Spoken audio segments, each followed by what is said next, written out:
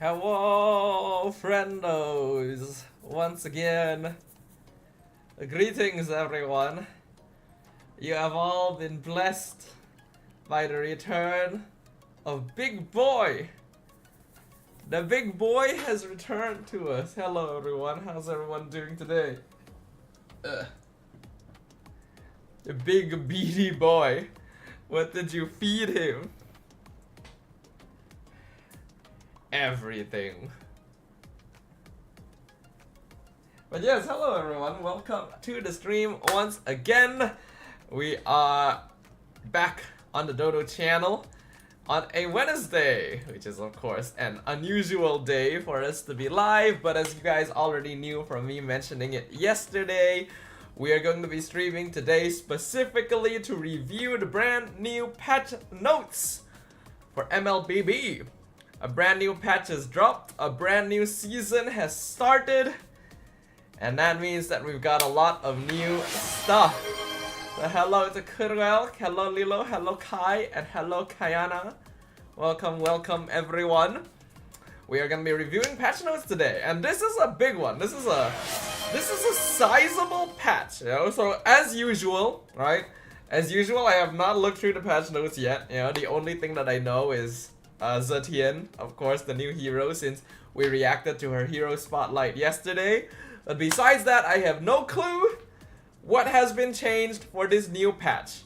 I only know that it is large. It is a big patch. It is a pretty notably big patch. And I love to hear the words big patch, right? Because we need a meta shift. We need the game to change because the game has, you know, started getting a little bit predictable, a little bit stale, you know. It's been a while since we've had our last major patch, and the last couple patches haven't really done all that much to change things up in terms of the heroes that are viable. At the very least, the meta's fairly flexible, all things considered, so we do still have a good variety of heroes that we see. But if you ask me, it is not enough. And if you ask me, we are in dire need of a shift. We are in dire need of a change. And therefore, it is time to review the brand new patch notes and find out what exactly has changed, what's good, what's bad, what's happening in between or whatever, you know. I've heard some things here and there because unfortunately it is impossible to not hear anything when you hang out on the internet. But I've not like found out anything about the, you know, the specifics and stuff.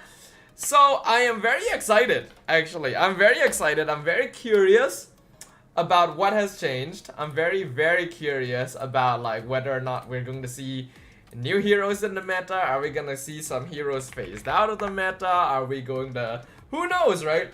Who knows? Because we'll also have ZETIAN coming in, right? And interestingly enough, the first international tournament that will be played on this patch is gonna be MAL, right? Like normally we'd have like an MPL or something bigger happening that would tell us, oh, this is how the meta is right now. But interestingly enough, MAL, MY is going to be the first like official tournament on this new patch, and the first official tournament that will have access to ZETIAN. So it's probably not gonna be the most effective place to find out what is good or not, but at the very least it gives us some signs about what kind of stuff we can expect, right? MY always has first access, not always, but it does sometimes line up in that way. It is a fairly curious thing, isn't it? But yes, so it is Wednesday. We don't usually stream today, but we are live specifically so that we can review the patch notes, so that I can give my opinion, so that I know what's going on, and so that I can share with you guys what is going on. And before we start as well, I want to ask everyone here, have you guys watched my ZETIAN hero spotlight that I posted earlier today? Have you guys checked my YouTube channel? If you haven't, please go check my YouTube channel. I actually put some proper effort into editing that. Normally when it comes to reaction videos, you guys know I just usually clip the entire segment out of the live stream, but this time I actually edited it a little bit, you know, it's like properly. So hopefully you guys can go check that out, because otherwise I will be sad. The big boy patch up. Are we not live tomorrow anymore? Kai asked. I think we are actually. That's the thing, right? I think we are still going to be live tomorrow, so I'm gonna be live 3 days in a row this week. Because like I mentioned, the goal today is just to review the patch notes. We are purely reviewing the patch notes today. So we are probably not going to be playing today. I don't know how long I will be streaming as well. Alright, because I don't want to push myself too hard to, like, if I'm gonna be streaming like 3 days in a row, I don't want to be putting myself in a situation where I tire myself out. Right? MPL has just ended. I don't need to be tiring myself out. So I don't know if we're going to do any gameplay today, because I'm under the impression that since this is such a big boy patch, it will probably take up most of the stream time for me to review it anyway. So we're probably just gonna be doing review today without actually doing any like gameplay. And hopefully that'll still be interesting, you know? Guys, probably I'll just play 1 to 2 games every stream. No, I became Mr. Dark. I like how that's just Dark Striker's identity for some reason. Why is Dark Striker's identity just the guy who plays 1 to 2 games every stream? He hasn't even been around recently, so that's quite something. I guess everyone's starting to get busy with life again. So best of luck to everyone who is doing stuff in life, who's getting busier and busier. I'm the benched guy, Kai says. Well, it is usually based on first come first serve kind of basis. So, you know, the earlier you come, the better your chances. Or if you're willing to push your name forward, then, you know, it's one of those things. Kai was around since the start of the stream this time, but we might not be gaming tonight, so. Either way, let me go ahead and get my game launched up. Let's see, I'm just the local Kagura main, hehe. I do wonder if I want to clip out my patch note review from this stream to post as a video as well. I've done that before in the past, but normally I do that because I'm gaming.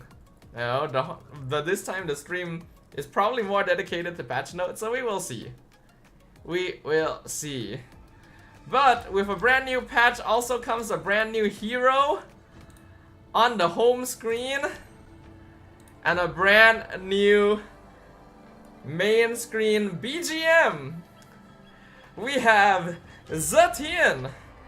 Dude, it feels so weird to not have Woo. I keep feeling like something is missing when I don't call her Woo ZETIAN. It is really weird that she's not Woo ZETIAN.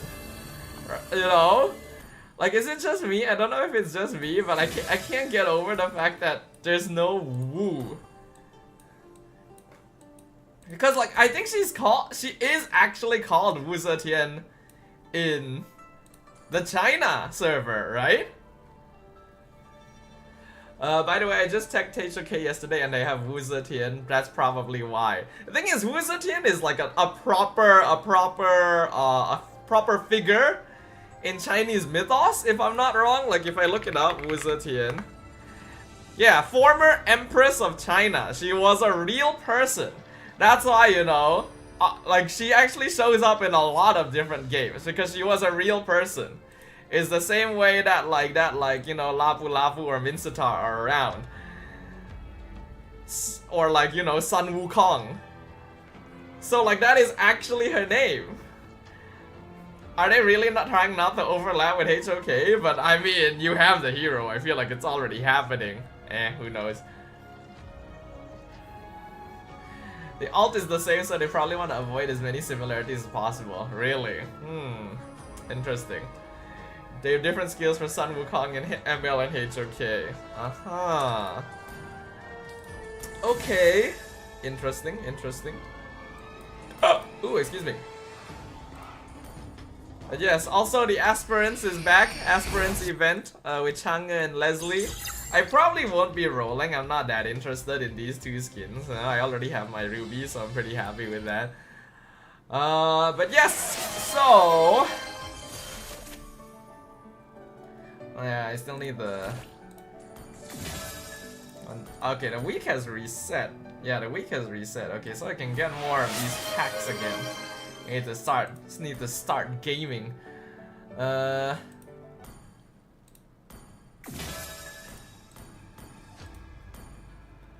So here we have the patch notes. And just from scrolling, we can already see it's fairly sizable right here, peeps. This is a pretty notably big patch, and this is just the hero adjustments. Like, we also have battlefield adjustments here. Like, there's actually a good number of things here. System adjustments doesn't have much, which is a good thing. But yes. Did we start already? Not yet, Ray. We're about to, though, so I think your timing is pretty immaculate. Pretty nice, pretty nice. Looks like our viewers are a little bit on the lower side today, which is, you know, I guess to be expected since it's not my usual stream day. I'm kind of surprised Gin isn't around, actually. Gin's always around. Oh, well, never mind. The moment I said it.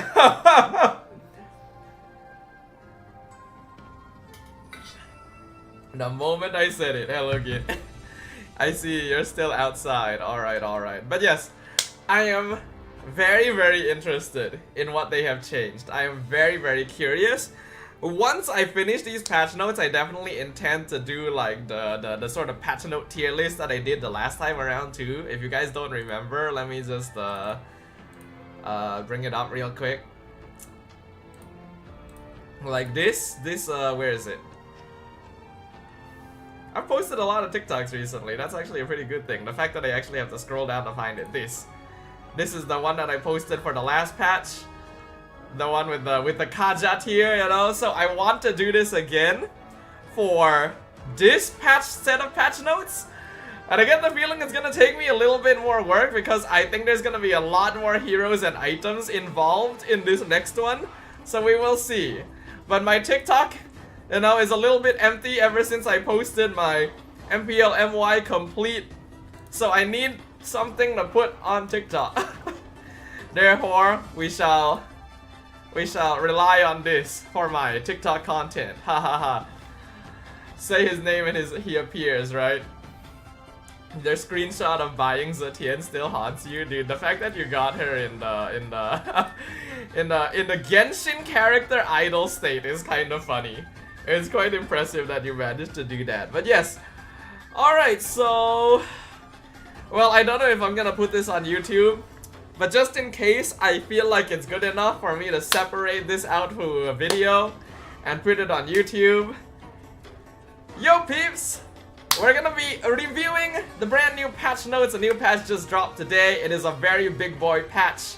We got a new hero, which is ZETIAN. We got a lot of hero adjustments, a lot of battlefield adjustments, and I am very excited to find out what has actually changed in the meta, right? Is this going to change the meta? Are we going to see shifts in which heroes are good, which heroes are bad? Is this going to change the way the game is played? I'm really hoping that stuff will change so that we can viably play damage EXP again. I really miss playing damage EXP, and I'm really hoping that I see some signs of us being able to play damage EXP again. Besides that, some of the really OP heroes need nerfs, and some of the heroes that are not being seen need buffs. Like that is the stuff I'm hoping to see. I'm hoping to see some notable changes in just the way that MLBB is going to be played. So I am very excited. And as usual, you guys already know I have specifically tried to avoid spoilers. I have tried to not look up anything about the patch outside of ZETIAN because we reacted to the hero spotlight. If you guys haven't done that, please do check out the YouTube video of me reacting to it. I put some effort into editing that, so I hope you guys enjoy. And yeah, I've heard it's a huge patch. Based on what we can see here, it is a pretty big patch. So I think without further ado, right peeps, let us go ahead and get started. And we can already tell it's a big patch because the from the designer section is the entire page. I have never seen this before. I have never seen the from the designer section take the entire page. I have to actually scroll down to see ZETIAN. So we will see. Let's see what they have to say. In high tier ranked games and professional matches, junglers have the biggest impact on early to mid game tempo, while EXP lane heroes rarely have standout performances. Yes, agreed. This sounds good. Sometimes EXP lane heroes even have to purchase defensive equipment to take on the role of damage soaking and give up their resources to other teammates. Yes, please. Please tell me they've made damage EXP viable again. But I don't want it to completely shift. Right? I don't want it to completely shift back to EXP lane only being damage EXP, because that means that we have to go back to tank jungle, right? I want to make it so that damage EXP is an option. And preferably have other tank jungle options besides Fredrin, so that people aren't always forced to be Fredrin Baxia tank jungle so that they can play, you know, Benedetta, Masha in the EXP lane, right? I want the option to be open, but I don't want the meta to shift entirely into this is the only thing you can play, right? That's what I'm hoping to see. We aim to give EXP lane fighters more opportunities to dominate the mid game, while slightly reducing junglers' early game tempo and balancing creep clearing speeds among different jungler heroes to prevent excessive disparity. Okay, sounds good so far. Additionally, we find healing reduction effect from equipment is currently too strong. Really? I feel like it's actually okay. Creating a big difference in how well healing dependent heroes perform, based heavily on whether enemies purchase equipment with this effect. Therefore, we're reducing healing reduction effect while also adjusting heroes' equipment and skills with overly high healing to maintain balance. Oh boy. Is this a healing support buff? Are we gonna get healing support meta? Is this a Ruby? So this is also a way to push damage EXP back into it? Okay, interesting. We will see. Finally, we've enhanced a resilience attribute to reduce duration of airborne control effects, but we've also decreased the resilience provided by certain equipment. Due to airborne now being affected by the new resilience effect, I remember previously Airborne was the only effect. Airborne and Suppression, I think, were the only effects that weren't actually affected by this. So okay, they've changed this. So this is an indirect Guinevere nerf. We will make adjustments to heroes whose combos rely on Airborne to minimize the impact. Okay, they're probably gonna adjust her. While providing other compensatory buffs to heroes whose core feature is Airborne but doesn't affect their combo. Good luck ranking up in the new season. Okay.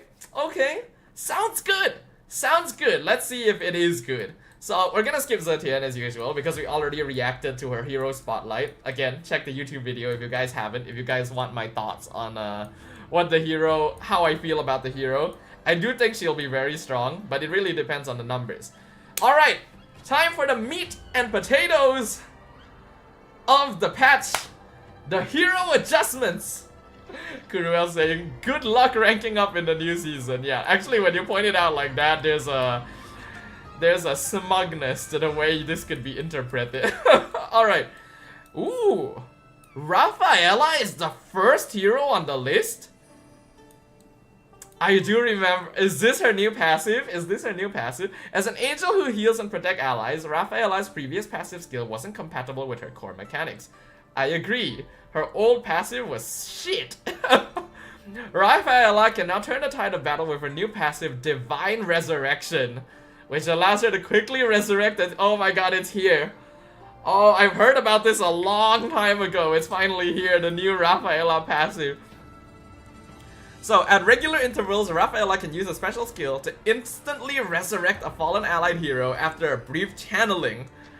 The resurrected allied hero will spawn at the base and is granted increased movement speed.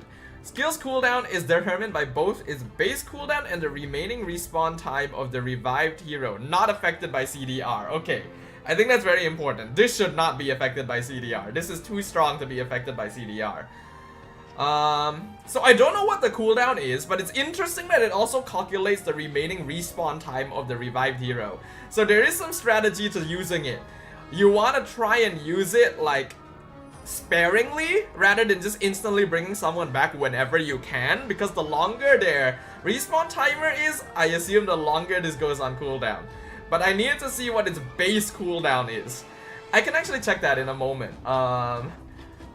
Yeah, her old passive was just Kamikaze, which doesn't make a lot of sense. Oh, hello Nash. Welcome to the stream, sir. So her skill 1 has been changed, so the cooldown starts a bit slower, but rescales to be faster in the late game. Does less damage in the late game. Consecutive hits time wait, what does this mean? Hold on.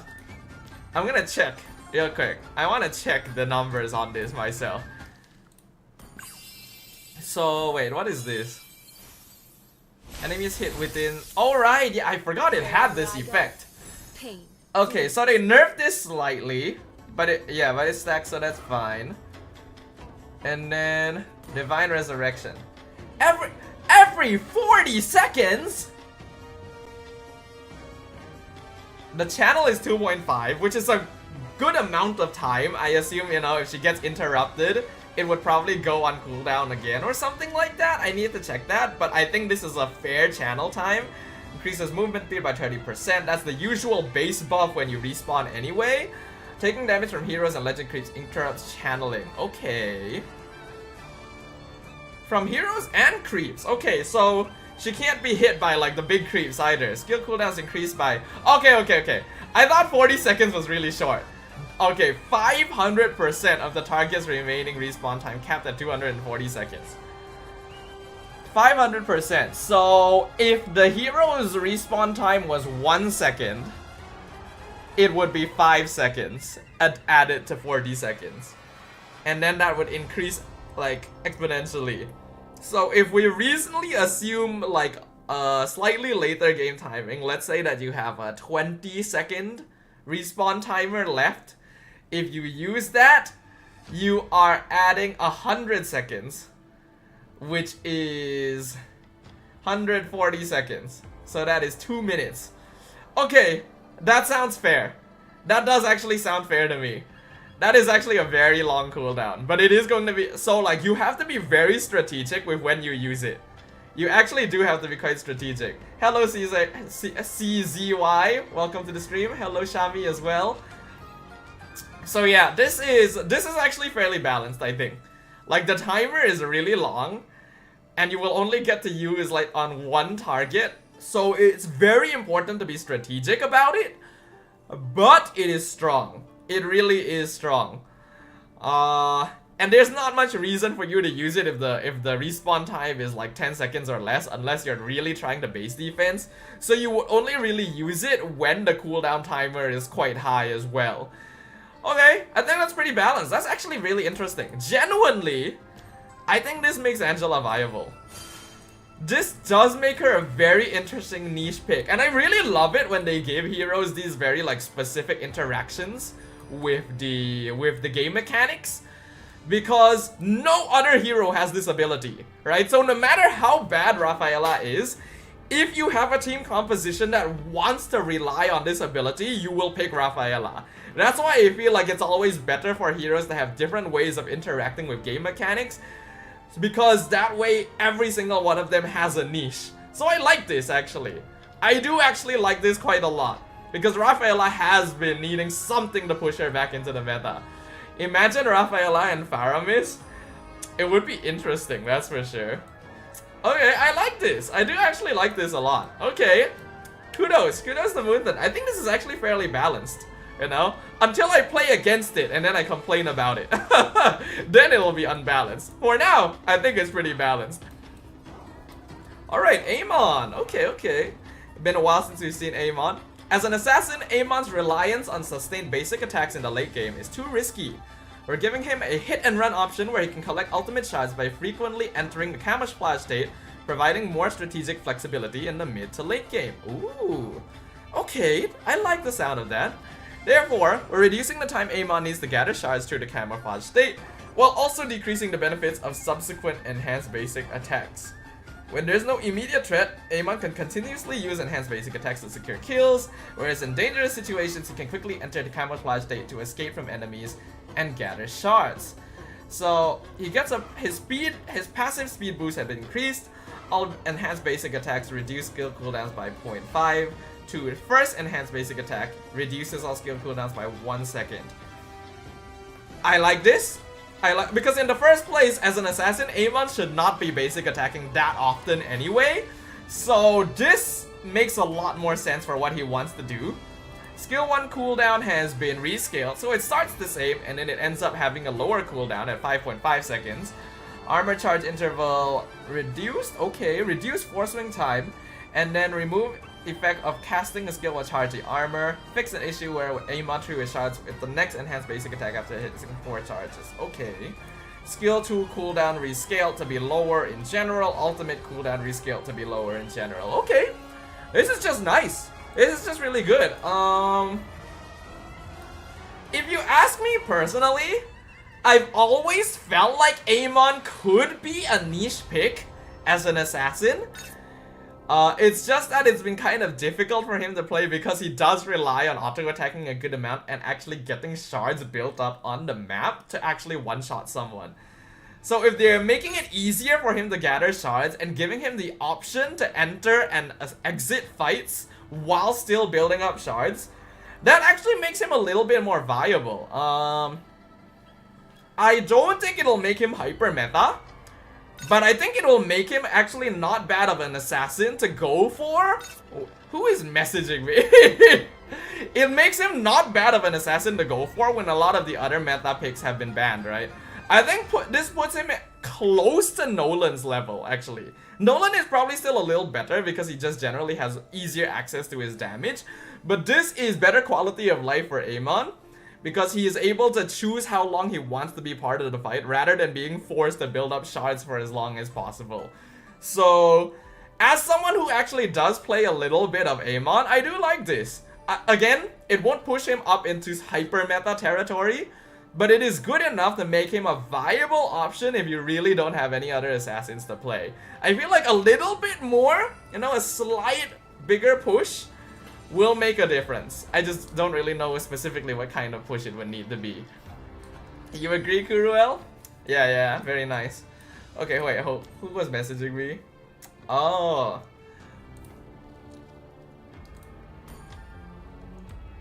Yo, dude, you should check out the patch notes. Hold on, let me message the guy. I'm reviewing it on stream right now, actually. Lol.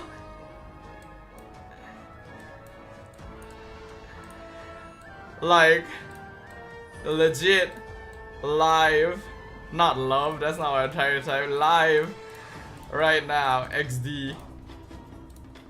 Alright. So I like this change to Amon, pretty good, pretty good. Arlet needs a buff. Arlet has been suffering in pro play. I cannot, like, holy shit, this poor guy. As a fighter who needs to move in and out of team fights frequently, Arlet needs more flexibility with defensive equipment. We're also optimizing the control experience of his skill 2 to give him better opportunities to position himself at a proper distance for other skills. So skill 2, HP recovery. Oh! Oh my god! It has a flat value! Oh, that's so good! That's actually so good! Also, Kayana say, first time I've seen someone type like that. Really? I think it's handy, especially since I'm using my mouse right now. It has a flat value. That is so good, actually. And yeah, it means Arlet doesn't need to build like damage items to get higher lifesteal from his skill 2. He will have a flat recovery percentage. And that means that he can actually build bulkier and get lifesteal values. That's good. That's really good. Gain a brief significant movement speed boost when hitting marked targets. Okay, that's nice. That's good quality of life. This is really good. This is really good. Ultimate. New effect. Each level up reduces... Whoa! Passive cooldown reduction? Ultimate can only be interrupted by suppression? Whoa! Whoa! Big buff to Arlen. Man, he needed it. He needed this buff. Okay. So CC, basically CC immune during alt cast, which isn't big because, you know, final slash happens so quickly anyway, but reducing passive cooldown by 1 second with each up is very good. You get like 2-3 seconds cut off your passive towards the late game, and then you can build tank because you have a flat healing percentage. You end up getting less healing overall compared to if you were building like full damage Arlet in the past, but this is way better. Because Arlet is meant to be more of a utility type hero. And then he gets movement speed as well from his skill 2. This is really good. This is actually really good. Like, man, Arlet has been suffering so much in pro play. He needed this. He needed this, man. Hi Justin, yo, lots of crazy changes. Yeah, I'm working through it right now. It's gonna be a long review, that's for sure. But yes, this is great. This is really good. Very nice. So far, I'm really liking the changes that Moonton are adding. You know, it feels like it's what's necessary for the heroes, but not over the top either. It's just exactly where we want them to be. Hopefully, that trend continues. Alright, Leslie. Okay, so for those of you who don't know, last patch, Leslie had the lowest win rate in the game. Like, straight up. Actually, the hero with the lowest win rate in the entire game. She was that bad. So she needs a buff. She needs a notable buff. As a sniper, Leslie should have a longer attack range than other marksmen, so we want her to be compatible with Malefic Gun. Oh, alright. So the passive. Each point of fixed physical penetration converts to more crit damage. Alright, better scaling, so she doesn't need to go like 6 items before she actually starts doing anything. And then each 1% of physical penetration converts to 1% crit damage. Does it... wait, what does this mean? Does this stack? Are these like 2 separate stacking effects? Sniper ready. Give me a target. Each point of fixed penetration, each 1%. This is separate.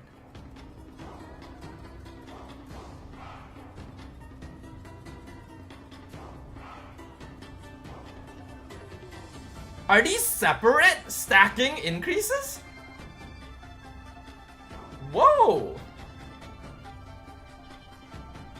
So basic... Oh!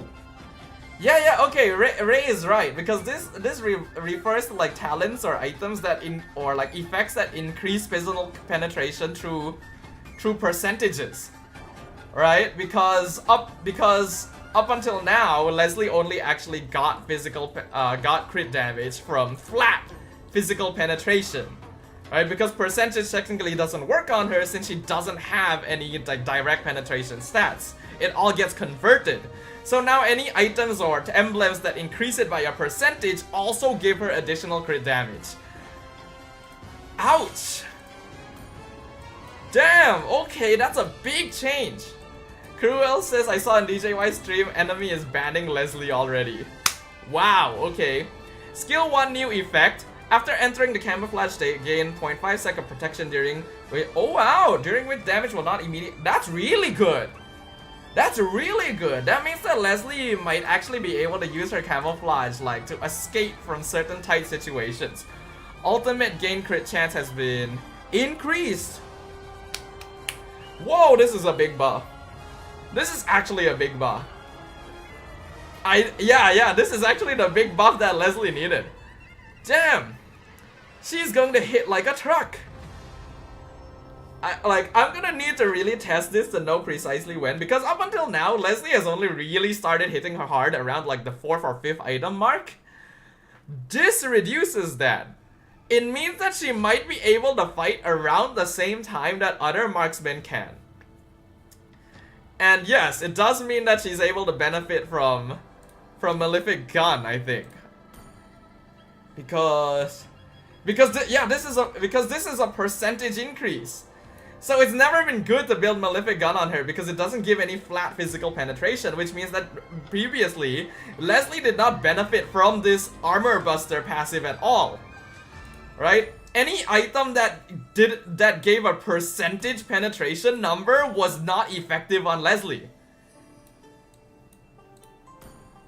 Yeah, like Malefic Gun, Malefic Roar. Now it is. It is a 30%. Oh shit, 30% crit damage?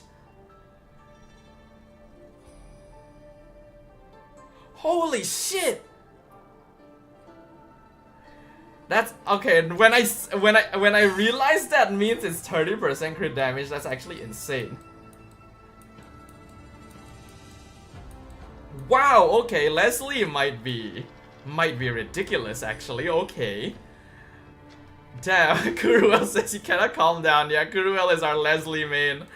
Hey, we're having difficulty this whole time because Leslie's been so bad in the meta previously. That is a big change. That is a big change. I like that. Okay. Alright, Ixia. I love Ixia. I really want to be able to play Ixia again, so hopefully she gets a good buff here. Ixia relies on hitting enemies with skill 1 and skill 2 to chain basic attacks for damage output. Therefore, we've adjusted the slow effect after skill 1 hits enemy heroes to trigger upon hits of her passive, Siphon Starlium, in order to optimize her basic attack experience while slightly increasing the speed boost effect after hits. Okay, we've also increased Ixia's mid to late game passive healing. Nice. Upon hitting non-hero units. Oh, so nice. So nice, okay. Ixia's ultimate boasts an exceptionally long can range and her basic attack range significantly surpasses that of other heroes, so we've decided to reduce it. Ah, that feels bad. I really like poking on Ixia because her range is so stupidly long, but I understand, it is necessary. So it's a 0.2 basic attack range reduction. Not too bad, but I will definitely feel it because I usually outrange people on Ixia and I'm not gonna be able to do that to everyone anymore. New passive effect, Siphon Starlium reduces target's movement speed for 25 seconds. Oh, it's so good. Oh, that's so good. I like that. Non-hero units HP recovery is... Ooh, okay, yeah, it's just buffed. It basically gets an extra 50%, 50 multiplier on the lifesteal percentage. I like that. Yeah, why not? Because like Ixia is very vulnerable, right? She has to just stand there and blast her ultimate. So having extra lifesteal is very good, and it basically incentivizes Ixia to try and play around aiming her ult into minion waves, right? It basically increases the priority of making sure that you also aim your ult to hit as many minions as possible so that you can get healing. Skill 1 movement speed gain after hitting a hero plus 10%. Nice, okay. Slightly increased skill whiff! Oh, I love her skill 1 actually. It was already fast to increase the cast speed? Huh. Remove effect to reduce movement speed by 40%. You know what? I'm okay with this. I'm actually okay with taking this away because they put it on the passive, which is arguably so much better.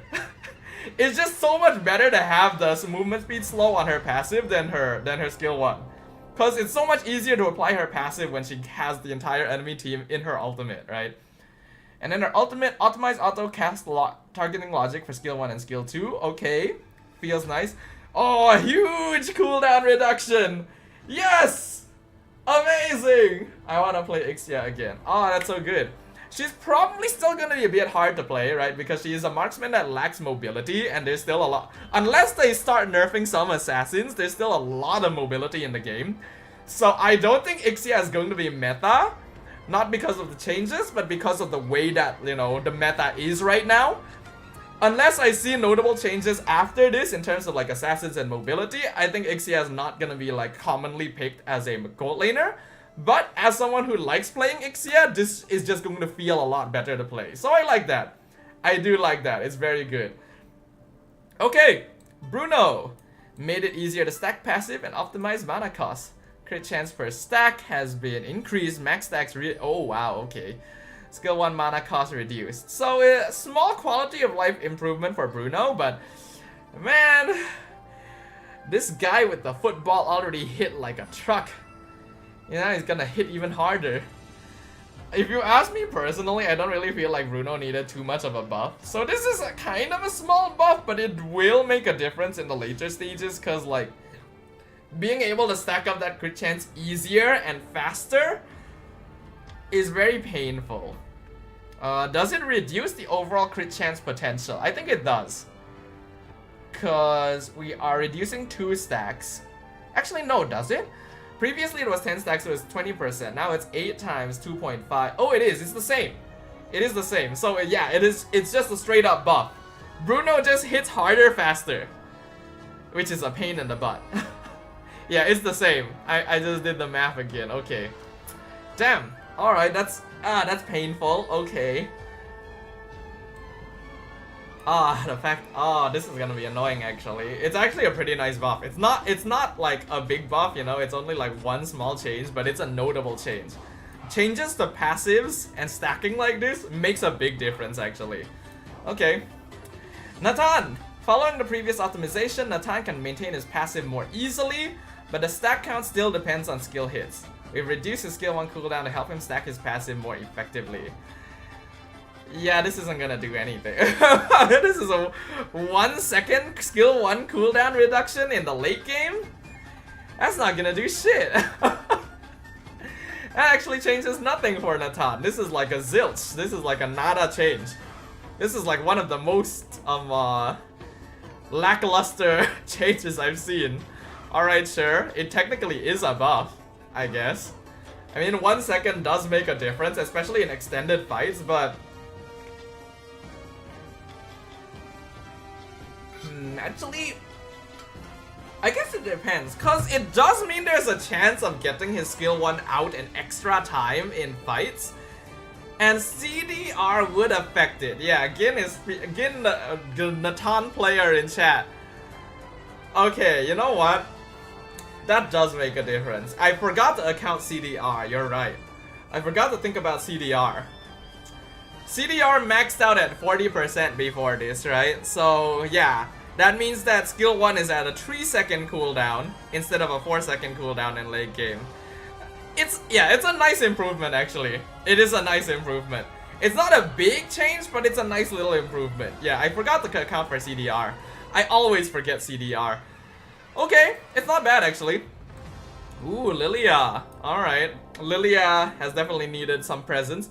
Lilia's conditions for dealing high damage are too strict. We aim to optimize this while reducing the gap in skill frequency between early and late game. Skill 2 cooldown. Okay guys, I don't play Lilia. Could you guys run by me again? Is skill 2 the orbs or gloom? I forgot which one was skill 2. Cooldown 6 seconds at all levels. Wow, that is a big upgrade from like level 1. It's the orbs. That is a huge upgrade. A nearly 4 second reduction at level 1? Yeah, that is totally worth it being 1 second longer in the late game. Mana cost reduced. Okay, that's good as well. Damage has been increased in exchange for a reduced gloom damage growth. Okay. Max level gloom restores 50% of shadow energy's recharge time when it hits an enemy hero. Changed to 20%.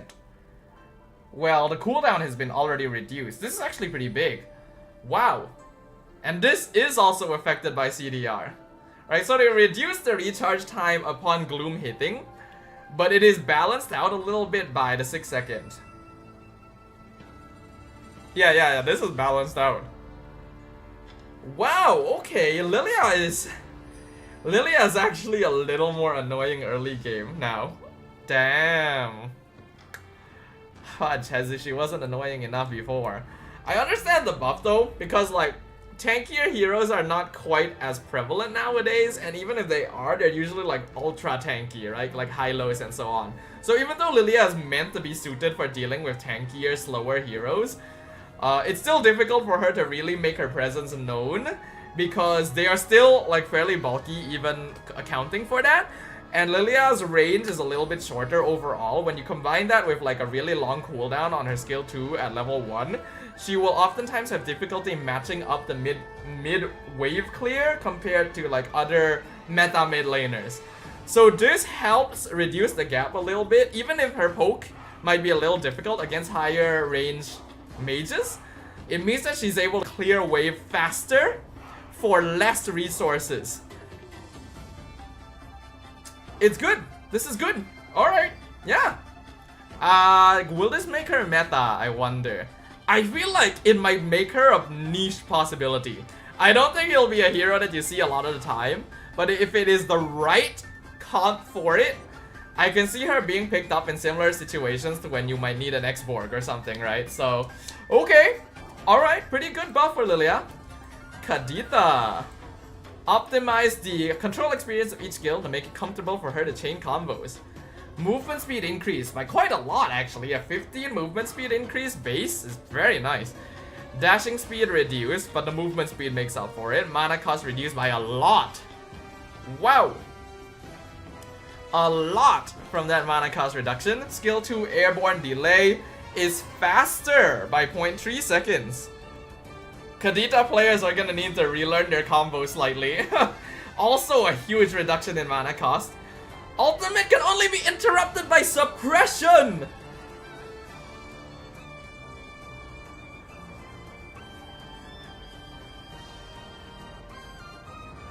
Oh, fudge. Dude.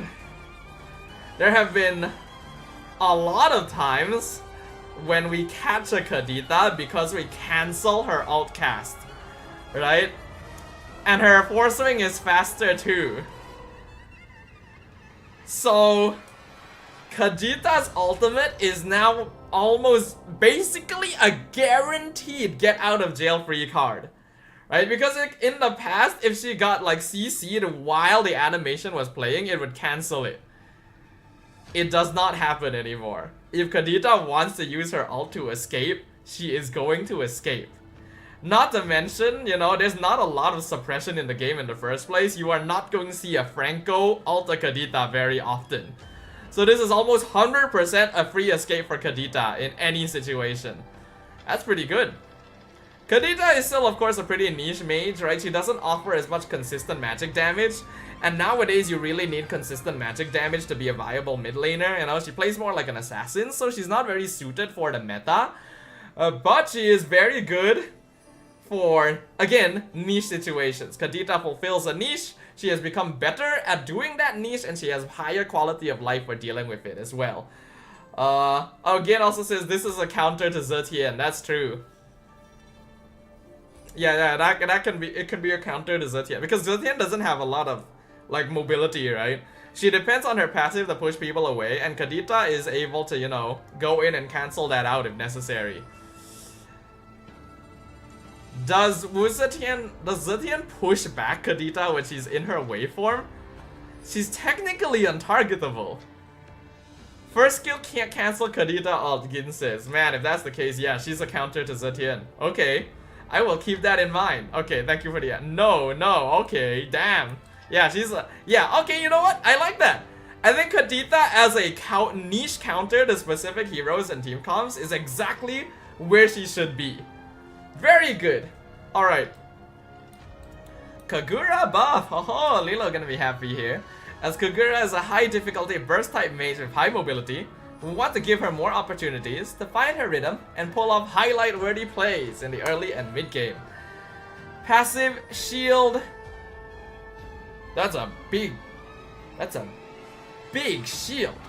Holy. 170 base plus 30% magic power? That's a big shield.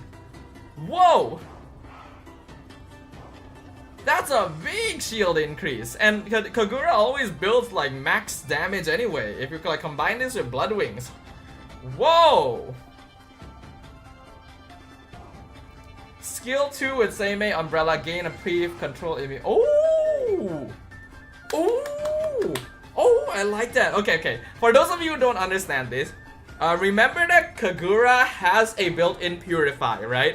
Her dash when she has the Umbrella is technically a purify out of any effects that are happening.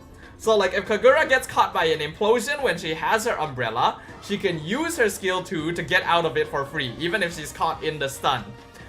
But in the past, if you time this incorrectly, right? If you time this like if you'd use the dash right before implosion happened, you would no longer be immune to CC, because the CC immunity happens when you dash off the umbrella in the first place.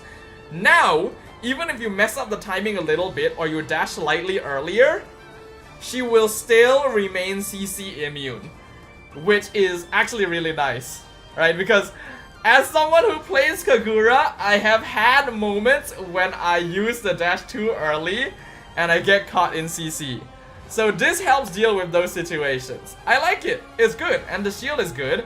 I think Kagura only really needed a slightly better consistency in terms of her magic damage, because she's very reliant on cooldowns to get her ults off. That's why she is kind of niche. She's a little bit more universal than Kadita, but still a bit difficult because you want heroes that have really consistent access to magic damage.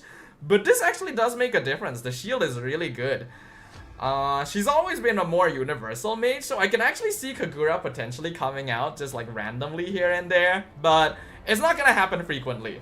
It really depends on the player. Stormy will probably find a chance to play it.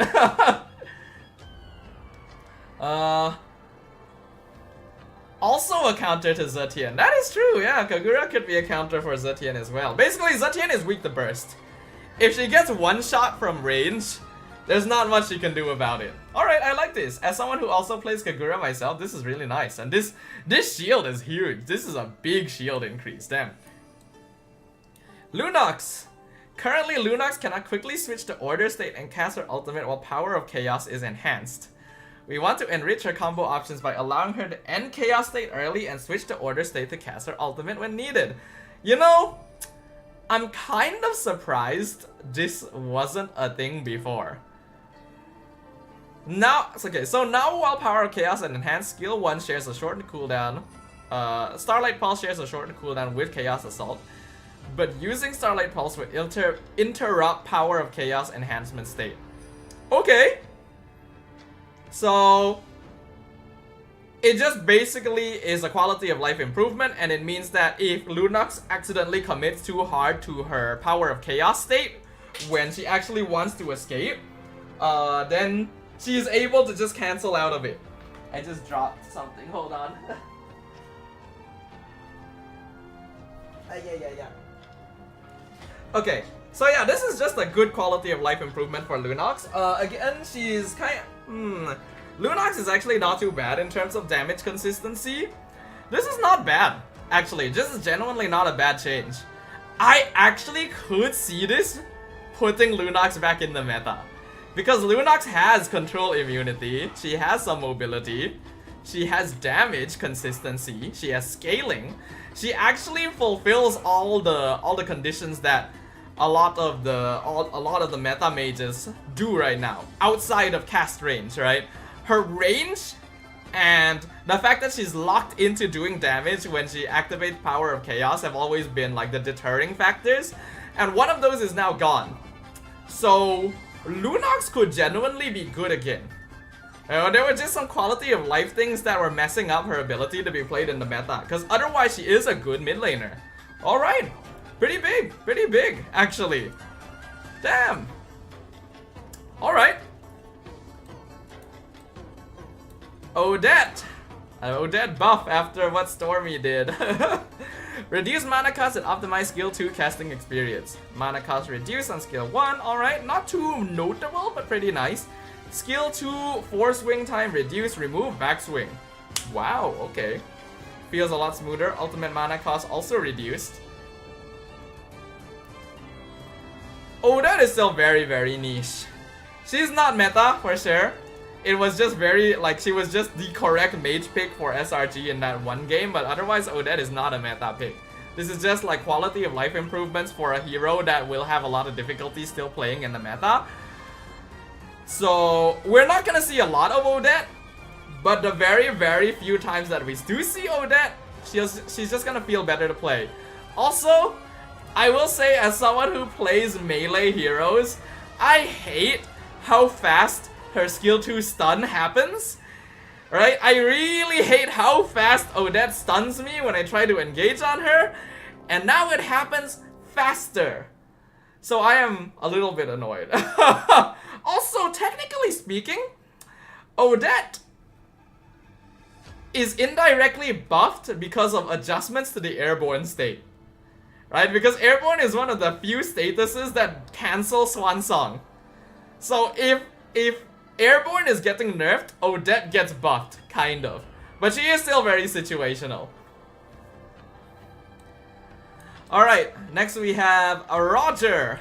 Ooh, Roger buff. Innocent? The half man, half beast returns? I really want to see it. I want to see Innocent play Roger in MSC. Roger has been underperforming in the current patch. We will improve the control experience of his basic attacks and skills in human form while adjusting his ultimate cooldown.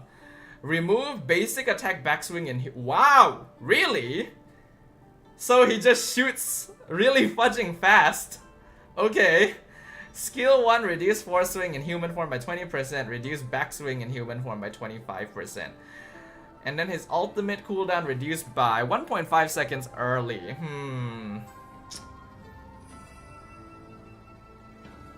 It definitely makes him better to play.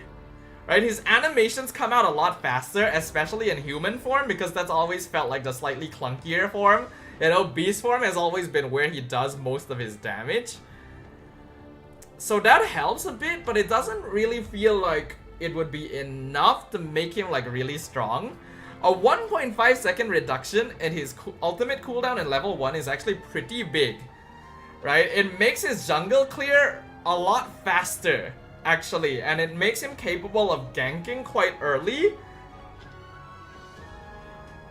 He's not going to be meta.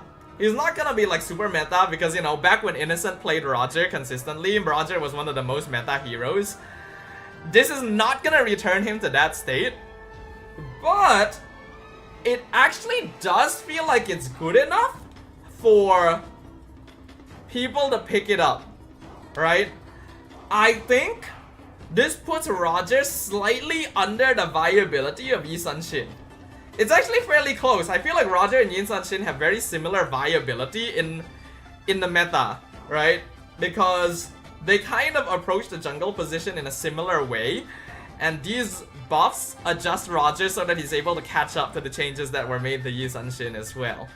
It means that we're not going to be seeing Roger in every single game, obviously. In fact, we're not going to be seeing Roger in a lot of games. But certain players will pick him. And I am okay with that. You know, as long as there's a chance that Innocent plays Roger again, I am happy. I do EXP Roger and it's, I don't know, Kuruel says lol. Okay. Alright, I like it. I think it's good. I wish it was a slightly bigger buff so that we could see him more. Because I do want a little bit more variety in the jungle options, but this is good. This is not bad. Helkurt. Improved Helkurt's gain on equipment in the mid and late game and enhanced the fluidity of his skill combo. Attack growth reduced by a lot. 3? So he's missing like 15 attack. No wait, what am I saying? 45 attack by the time you hit level 15. Skill 1 reveals position of terrified enemies. Wait, what? Okay, so like, you know, if Helkurt is playing against like Natalia or Amon and then you like skill 1 on top of them and terrify them, then they get revealed. I do question, does this reveal the position of enemies that Helkurt terrifies? Or the position of any terrified enemy? Cause this feels very, very niche. Like, it works against heroes with like camouflage and so on, but otherwise you're not really going to... Okay, there is one niche interaction. There is one niche interaction. There are times when as a Helkurt, you jump in, you terrify someone, and you get kind of unlucky because they just happen to walk into a bush. right? Like if you position yourself a bit incorrectly, there's a chance of terrifying an opponent into a bush, and then you lose sight of them, and because you will sometimes auto-target your deadly stinger, you just miss. So if this reveals, even if your opponent happens to walk into a bush when they get terrified, you will not miss with auto-aim. That's like the main interaction I can think about.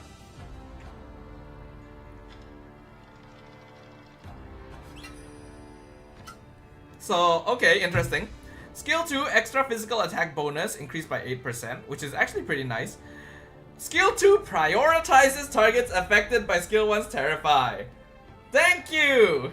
Fudge man, so many times you go in as a Hellkit, you want a deadly stinger one person, it goes for a different person.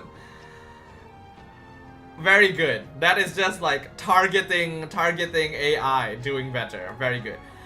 Remove delay after casting ultimate. Now casting ultimate restricts enemy sight range immediately. Okay, so it's just buffed. He's just buffed basically. I guess the extra physical attack bonus makes up for his reduced attack growth. If you ask me, I don't think they needed to do this. I don't really feel like there was any need to nerf his attack growth by this much as well. Like that is 45 missing attack at level 15.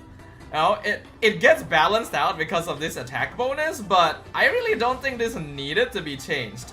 He's not busted, he just feels better to play. I think it's still gonna be very rare that we see a Hellkit, but the few times that we do, he just feels better. You know, it's like under that category of quality of life improvement. So, yeah, I think this is fine. It's not really gonna change Hellkit's position in the meta. 42.7, yeah, because like you level up 14 times, not 15 times, but it's close enough. Okay, Lancelot, increase skill ceiling and early to mid game damage. Skill 1, mark.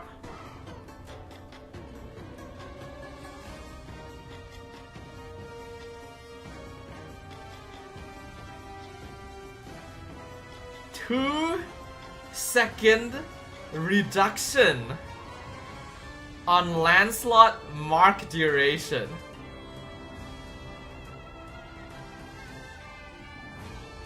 Whoa. Whoa. Wow. Okay, that is very interesting.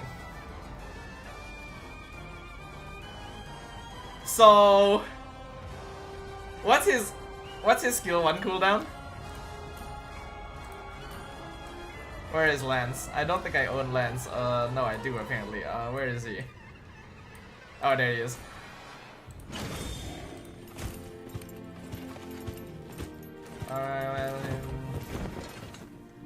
Where the light shines, flowers will bloom.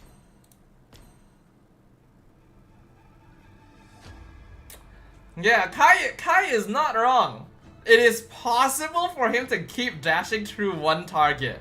It'll take some time, you know, for the mark to go away, but 3 seconds is a huge reduction, actually, compared to previous. It's actually a really big reduction. Wow, okay. Yeah, that does increase his skill ceiling. And he clears jungle faster too. Yeah, he gets a plus 50 base damage on his skill 1. Lancelot is viable. 100% Lancelot is viable. Because we already saw teams starting to play some Lancelot before this. This buff is actually really big. Lancelot is going to be viable. We are going to see Lances in the meta, I'm pretty sure. Damn. Wow. Okay. Very good actually. Yeah, single buff can use passive multiple times. Skandar is correct. That is really good. More dashes, more damage. Okay. Dude, it's gonna be so cool to watch Lancelots now. Like, they can actually dash in and out of a fight, like, so easily. Nash asked, what hero you think will appear more in this patch besides the new hero? Well, I'm not done with the patch notes yet. Lancelot will, definitely. I think Lunox might. Leslie, yes. Arlette, maybe. Raph, maybe. Yeah, these are the heroes so far. There's probably more below, but those are the ones I've looked at so far. Okay, okay. Pretty good, pretty good. Okay, Gushen. Reduce skill downtime and increase error tolerance when retreating. Skill 2 cooldown reduced. That's very nice in the early game. You know, if you miss Sword Spike, you just cannot engage. Now you have a little bit more freedom. Ultimate cooldown reduced by 4 seconds. Overall, second cash dash distance increased by 33%. Dashing speed increased by 66%. Okay. Good quality of life improvement for Gushen. I think we're still not really going to see Gushen in the meta because the things that Gushen does, other assassins do better and easier. But again, this is a quality of life improvement, so it's still pretty nice. It just is not gonna push Gushen into the meta. I don't really think we're gonna see people picking him still. Kurua says they sent something about Malefic Gun in the Discord. Oh, okay, so if you buy Malefic Gun on Leslie, you can actually see the increase in their skin indicators as well. I see. Okay, that's pretty nice. Good to see that they addressed that. Nolan slightly increased his early game damage and sustained combat capability.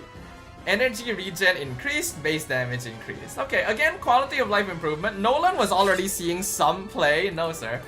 Nolan was already seeing some play when all of the other more meta assassins were being banned out. So I think that he's still going to remain in a very similar sort of position. This just makes him feel smoother to play because he is still a very solid assassin. So this is just a small buff for Nolan. I think his appearance rate is still going to be about the same. Zhenho, stop inviting me. I am streaming. Yuzong.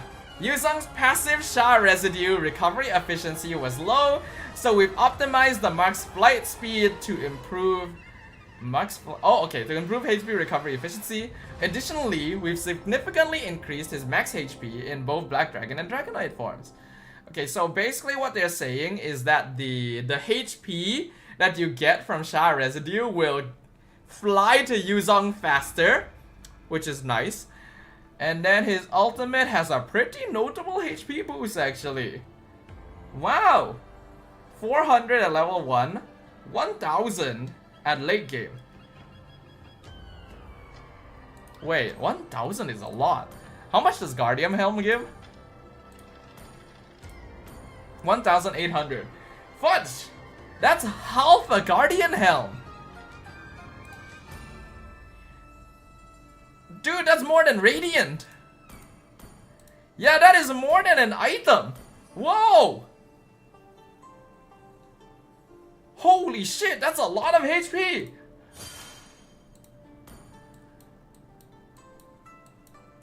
Whoa, wait.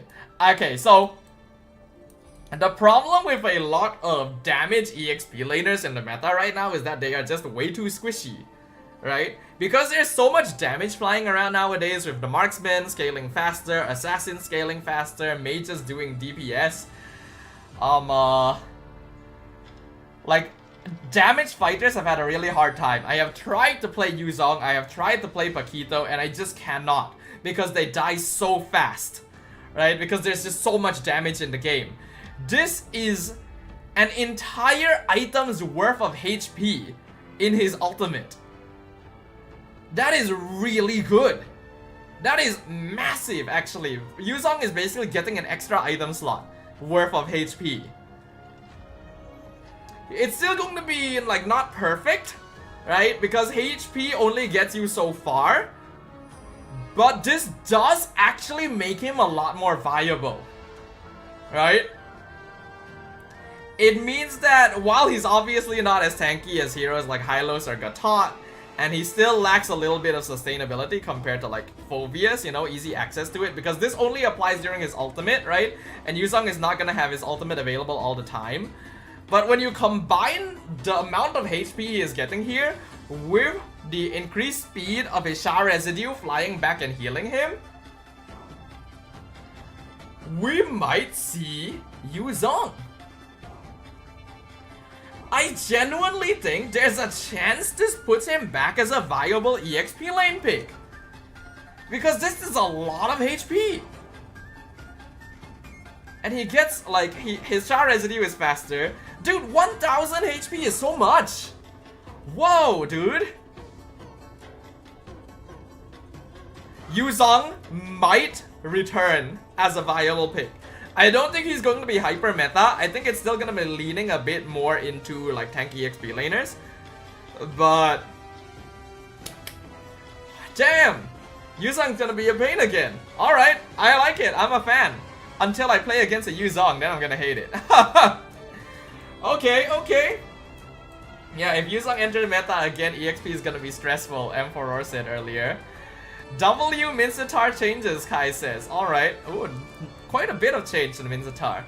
As Mincetar is a fighter, we aim to reduce his gain on attack equipment while significantly reducing his skill 2 cooldown. Passive base damage and regen has been increased, so he is going to be a little more DPS, a little tankier. Skill 1 damage bonus is no longer based on... whoa, wait, 40% total! I was like looking at this and being like, isn't this a pretty big nerf? Then I saw the wording. This is from extra to total. Okay, that's huge. Yeah, he really is less reliant on items, you know, on damage items, because this will take into account his base damage, which has already been buffed by his passive as well. Okay. Okay. Skill 2 cooldown 4 seconds! Isn't it up almost all the time? Skill 2 lasts for like 2 to 3 seconds on its own. Isn't this like nearly 100% uptime on his skill 2?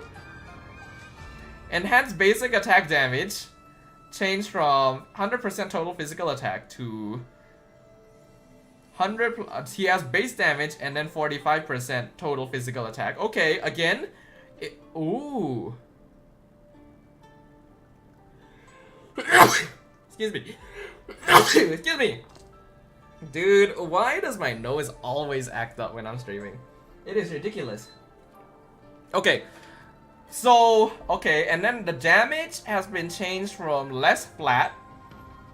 Plus, okay, 300, 500 flat plus 180 extra physical attack to 100, 200 flat plus 45% total. You can build Bruiser Mincetar! Bruiser Mincetar is real! Thank you! Thank you, Moonton! I love you! Oh my god! You can build Bruiser Mincetar! You can build Tank Bruiser Mincetar! Oh god, it's so good! Yes! Oh! Oh, that's amazing! That is amazing! Attack speed Bruiser Mincetar. Dude, I want to play it. I actually want to play him now. Because I do like Mincetar. I like being able to deny dashes. His gameplay is actually pretty fun. It's just that, you know, you have to commit the full damage to actually be kind of relevant. So he just has no place in the meta, right? Like, attack speed based fighters have no place in the meta because they're too item reliant. And that's not what the meta needs of them. And Mincetar is not able to jungle either, so it feels worse. He can be a bruiser. He can be a bruiser. You could probably even build him full tank. You know? Like, the fact that they changed his skill 2 cooldown to be 4 seconds at all levels means that you can probably build him full tank. Right? He can just be a stun bot. Right? Because he has almost permanent access to his skill 2, which allows him to build up stacks and get stuns out, which provides him healing. And then, like, he still does a little bit of damage, especially if you build him with Thunderbelt, because you will also benefit from the defense, and you take into account your total physical attack anyway, so your base stats are going to be calculated into it. He's obviously not going to be doing as much damage as if you build him, like, full damage, obviously, but it means he has utility! He can play for utility! Yes! And yeah, what Kai is saying, you can reduce damage from the front when using his second skill, which is almost going to be permanently available at all levels! Wow! I am going to play Mincetar. Oh, this is so good. He is viable. Mincetar is viable. Confirmed, 100%, I can say Mincetar is viable. I don't think he's going to be 100% meta, right? He's not going to be like pick or banned every single game. But this is a hero you can play. Especially with how much mobility is in the game right now, you can play Mincetar. So good! Thank you, Moonton! One of the best changes! So good! Alright, thank you. Thank you, Moonton. I love you. Alright. It's a big fat W. Damn, now my niche pocket pick is gonna get pick banned way more. That's true, yeah. No one ever pick banned Mincetar. Now he might be in contention. But I don't think anyone's gonna ban Mincetar. I don't think anyone's gonna ban Mincetar. Unless someone figures out that there's some kind of OP bruiser build on him, then maybe. But Mincetar should still be pretty viable. Because all of the meta picks, I haven't actually seen any nerfs to the meta picks yet. So we will see. Xborg. Optimize Xborg's teamfight performance in mid and late game and increase effectiveness of his perfect ultimate. Okay, ultimate number of rotations 14. So I guess they're reducing the rotation damage in exchange for having more of them. Rotation damage changed from 200 plus 130% physical attack to extra plus 90% total magic power to 90 to 110, so reduce base damage, 60% extra physical attack, 45% total magic power. So this does roughly the same amount of damage. Basically it just does roughly around the same amount of damage, but it does the damage quicker, right? So because like his ultimate will last the same amount of time, but the damage comes out in faster ticks, right? Back in the like before this, there were 7 instances of damage in Last Insanity. Now there are 14, which means that it does damage twice as fast at half the damage. So sometimes Xborg needs to use Last Insanity to escape, and in those cases you will end up doing a little bit more damage than before because, you know, you are applying it quicker. New effect. Firaga applies touch during ultimate will not be absorbed. And then when ultimate ends, all nearby oh, you know what? That's pretty good. That's very good. Because before this, when you were ulting and you picked up his passive like drops on the floor, they would kind of be wasted because he technically has full armor at the time, potentially. So it doesn't do that anymore. He just grabs all the nearby supplies when he ults, which is actually really good. Because if he's able to apply a lot of stacks and get a lot of these dropped on the floor, the moment he explodes, he absorbs all of them and just gets his armor back. Yo!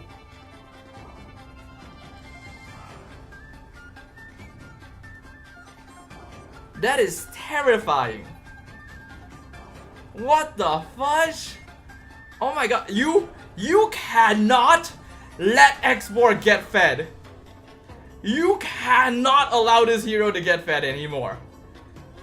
Because if he's able to apply his max Last Insanity in a group of people, this man does not die. Oh my god.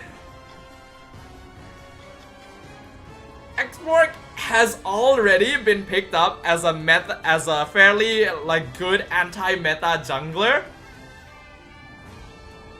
This just makes him better. And he is good in EXP. He can play in EXP because he's bulky. Oh no! Not again! Oh no! Xborg is good. He is a good hero.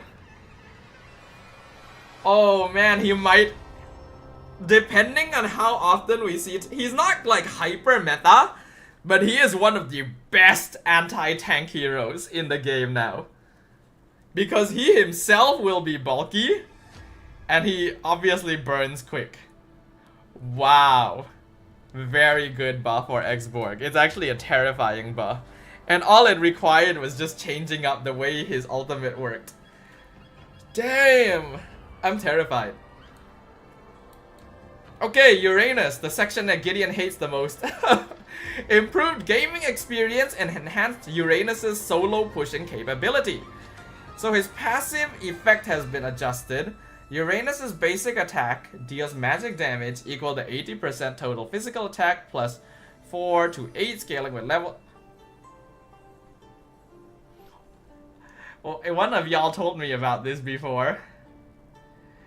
His basic attack does damage based on his radiant stacks. For those of you who don't know what his radiant stacks are, those are the stacks that determine his regen and tankiness. Which means that the tankier he becomes, the more damage he does. Skill 1 deals extra magic damage. Okay, yeah, this is what you guys talked about. Ionic Edge also scales based on how bulky he is, because it's based on the stacks. Skill 1 no longer stacks on enemies' hits or increased damage based on stack count. Okay, so they've changed Ionic Edge. It no longer stacks based on how many times an opponent is hit with Ionic Edge. It just straight up scales off of Radiance, which is his passive, which is a lot easier for Uranus to stack compared to Ionic Edge before. Ooh, Uranus is a push threat. He is a push threat. Cause like Uranus was not tanky enough, right? Uranus is meant to be a hero that just like out sustains everything you throw at him. But in a similar situation to the damage-based EXP laners, a lot of sustain-based EXP laners that do not have the base stats of Hylos and Gatot simply cannot survive the amount of damage that is being done in the game right now. They have not made Uranus tankier, but they have made him do more damage more easily. He's probably still not going to be particularly good for team fighting, but he is very good at 1v1 dueling, and he is very good at split pushing. He is really good at split pushing. Damn. He can get max Ionic Edge damage at level 1. Imagine during tower takedowns they can't kill you and you just ignore everyone and push. Like, split pushing is still a very tricky meta to play because nowadays you genuinely do need every body you can get, you know, for damage sponging and actually dishing out the damage. But there are going to be niche situations where you can do some split pushing, and Uranus is going to be very good at that. What I am worried about is that he is still the same bulkiness as he was before. There was no change to his HP or armor values or his base stats or his stat growth. The only change that he got is that he does more damage based on his radiant stacks. And that worries me because it means that he is still actually fairly squishy for a sustained EXP laner. I think it means that Uranus is forced to play split push. Uranus is basically, he has to play split push because he's not going to be very good in team fights. When you pick Uranus, you are committing to a macro team composition. But if you build correctly around that and you force your opponent to respond to you, Uranus is going to be very good. Like, if you're in the base, the minions are there, you just brush off everything, Ray is correct. And then if you have Common Emblem, that's even better. I don't know about Inspire. Inspire feels a little bit peculiar. But if he's able to max out his radiant stacks at level 1, I can actually see his basic attacks doing a lot of damage. Especially since they also scale off his total physical attack, right? So, okay, yeah, he is a tanky Zilong. Basically, there's no reason to play Zilong. You should never ever play Zilong. You should just play Uranus. Yes, you want to kill people, but Uranus can force people to come to him and then he kills them, you know? So, yeah. Inspire has mana regen without the need of Talisman. There's more room for full defense and no need for CDR. True, because like Uranus had to build Enchanted to get Ionic Edge out as much as possible. He doesn't rely on that as much anymore, so he can build bulkier. That is true. He can Thunderbelt. His basic attacks scale off of his radiant stacks. Uranus can Thunderbelt. Oh shit. Okay. Honestly, huge change. Will make Uranus viable, but he's a very niche hero. Revitalize plus Flask. Oh my god, you're bringing up like cursed builds now, Ray. Also, hello Sila. Welcome. Oh, please buff Lapu. I want to play Lapu again. He's been so bad lately. Enhance his durability in teamfights and sustained combat capability. Skill 1 in Great Sword Stance, cooldown reduced. Only interrupted by suppression! Woohoo! Oh, damn! Okay, so based on the duration of Lapu Lapu's ult, you only could really use all of his abilities once. A 3-second reduction means that you can get his skill 1 out twice, which means that he can stun people twice and he is immune to CC. Ooh. Ho! Ho ho ho! With CDR too. Oh, great. Skill 2 cooldown rescaled slightly, so this is fine. This is his spin. His skill 1 has always been more important than his skill 2 in Great Sword Stance, so I'm fine with that. Damage reduction duration is reduced, which is a bit unfortunate. But effect change. For each enemy hero hit, Lapu gains... So this is the old effect, right? He gains 10% extra damage reduction for each hero hit. Lapu gains 30%... Oh! 30% damage reduction upon hitting an enemy hero, plus 8% for each additional hero hit. Ah! Woohoo! Lapu, my boy. Oh yes. Oh yes. Reduce cooldown on skill 1. He can stun twice during each ultimate at least. He is CC immune during the stun. He will get to cast skill 2 less often, but he doesn't need to cast it as often because he gets more damage reduction than before just straight up. If Lapu hit 3 heroes in the past, he had 30% damage reduction. If he hit 3 heroes now, he has 46% damage reduction. Damage reduction is OP, guys. Damage reduction is so strong because you are just basically cutting the enemy damage in half. Right? If you have 50% damage reduction, you are actually just reducing incoming damage by half. Oh, Lapu might actually. We are getting fighters. We are getting fighters back in the EXP lane. Guys, they are buffing fighting EXP laners. Oh, please buff Ruby. Please buff Ruby and Paquito. Oh, what I would give for a Ruby and Paquito buff. Oh, please. Please. But this is already so good. Lapu is already tankier. He gets... Oh my god, this is so good. Oh, my fighters. My boys. My boys. Okay, this is so good. I'm so happy. I am so happy. This is what I wanted when we started reviewing the patch notes. Oh, man. This is so good.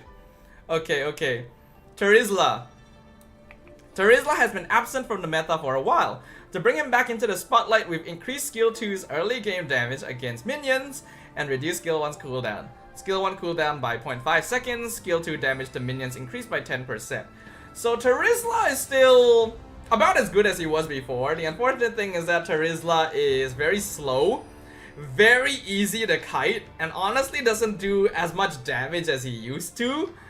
Plus, he's not as tanky as he used to. He's still tankier than most other fighter type EXP laners, but the slowness makes him very hard to play. His setup is solid, but the rest of it makes him hard to play. We see him sometimes in the meta, but not very often. And I don't think this change is gonna do much for him. He feels a little nicer, he's able to clear wave quicker. Unfortunately, he's not very good at split pushing because again, he's very slow. And you need him to be part of team fights because of penalty zone. So I don't think Terizla is going to be much better than before. It's just a very small quality of life buff. Paquito! Oh, Paquito! Paquito buffs! Paquito has a low error tolerance in the mid and late game when his skills miss, so we've reduced the overall cooldowns of his skill set. Skill 2 cooldown by 0.5. Okay, it's nice. This is actually pretty nice. Because like Paquito is very reliant on getting his skills out so that he can build up his stacks. So that's good. Ultimate cooldown reduced by 1 second early, 2 seconds late. I was hoping for more buffs. I was hoping Paquito would also become just slightly tankier. Basically, what this does is it lets him do damage a little easier.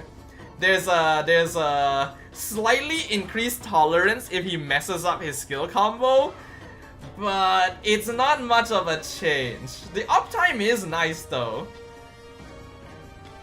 I think I need to test this. It's not a very big cooldown reduction, but Paquito spams his skills really often. So considering he will usually build some CDR as well, there's a chance that this actually makes a big difference. But I think Paquito is still gonna be played more as a jungler than an EXP laner. I was hoping that they would buff his tankiness slightly, like his base defenses, because then he could be played as an EXP laner. But even if this does make his gameplay smoother, he is a jungler, right? Because they didn't buff his skill 1. If they buffed his skill 1 as well, he could have been an EXP laner again. But he's a jungler because they buffed jab and knockout strike. But it's still good. It might be a nice improvement. I gotta test him. Ray said he got an MVP with Pak. Uptime is pretty good, so I will test him later. Ruby! Ruby buff! We want to make Ruby's spell vamp more distinctive. That's right up my alley, Moonton. That's right up my alley. What have you done? What have you done? Not a big change. Base spell.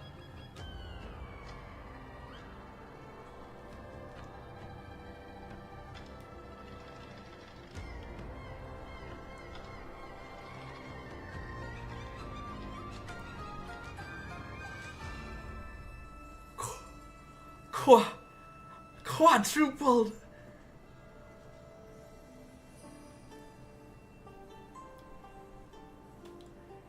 They quadrupled it.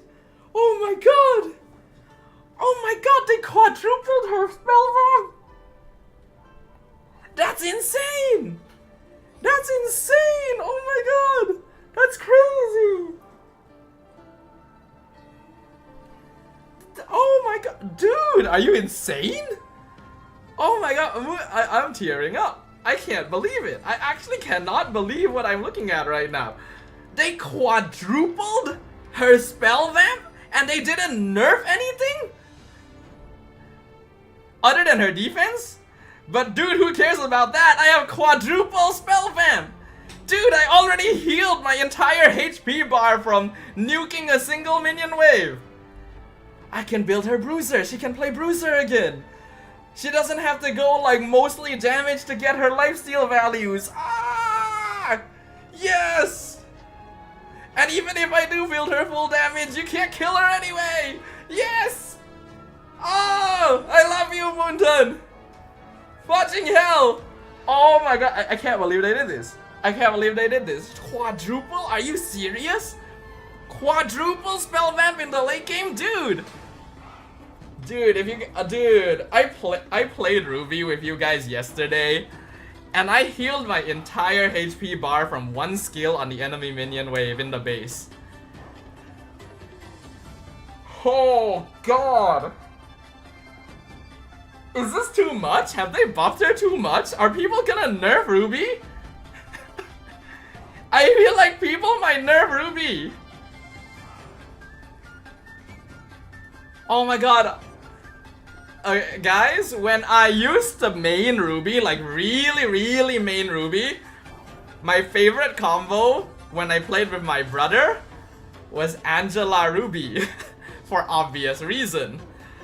Dude, imagine if I do that now. Imagine if I play healing support with Ruby. Imagine fudging Florin Ruby. I sure hope they remove Florin's like anti-heal. They better remove Florin's anti-heal, because like if they don't, oh, I'm gonna abuse the shit out of that. Oh, I love it. So good. Thank you, Moonton. I'm back, boys. The Ruby main is officially back. I'm gonna be spamming the shit out of Ruby. Oh yes, yes. Oh, I love it. So good. Oh, I'm so happy. I am so happy right now. Okay, okay. Hello, Akaishin. Welcome to the stream. You just come in on my happiest moment. Aldous mana costs are too high compared to other fighters, so we're making some optimizations.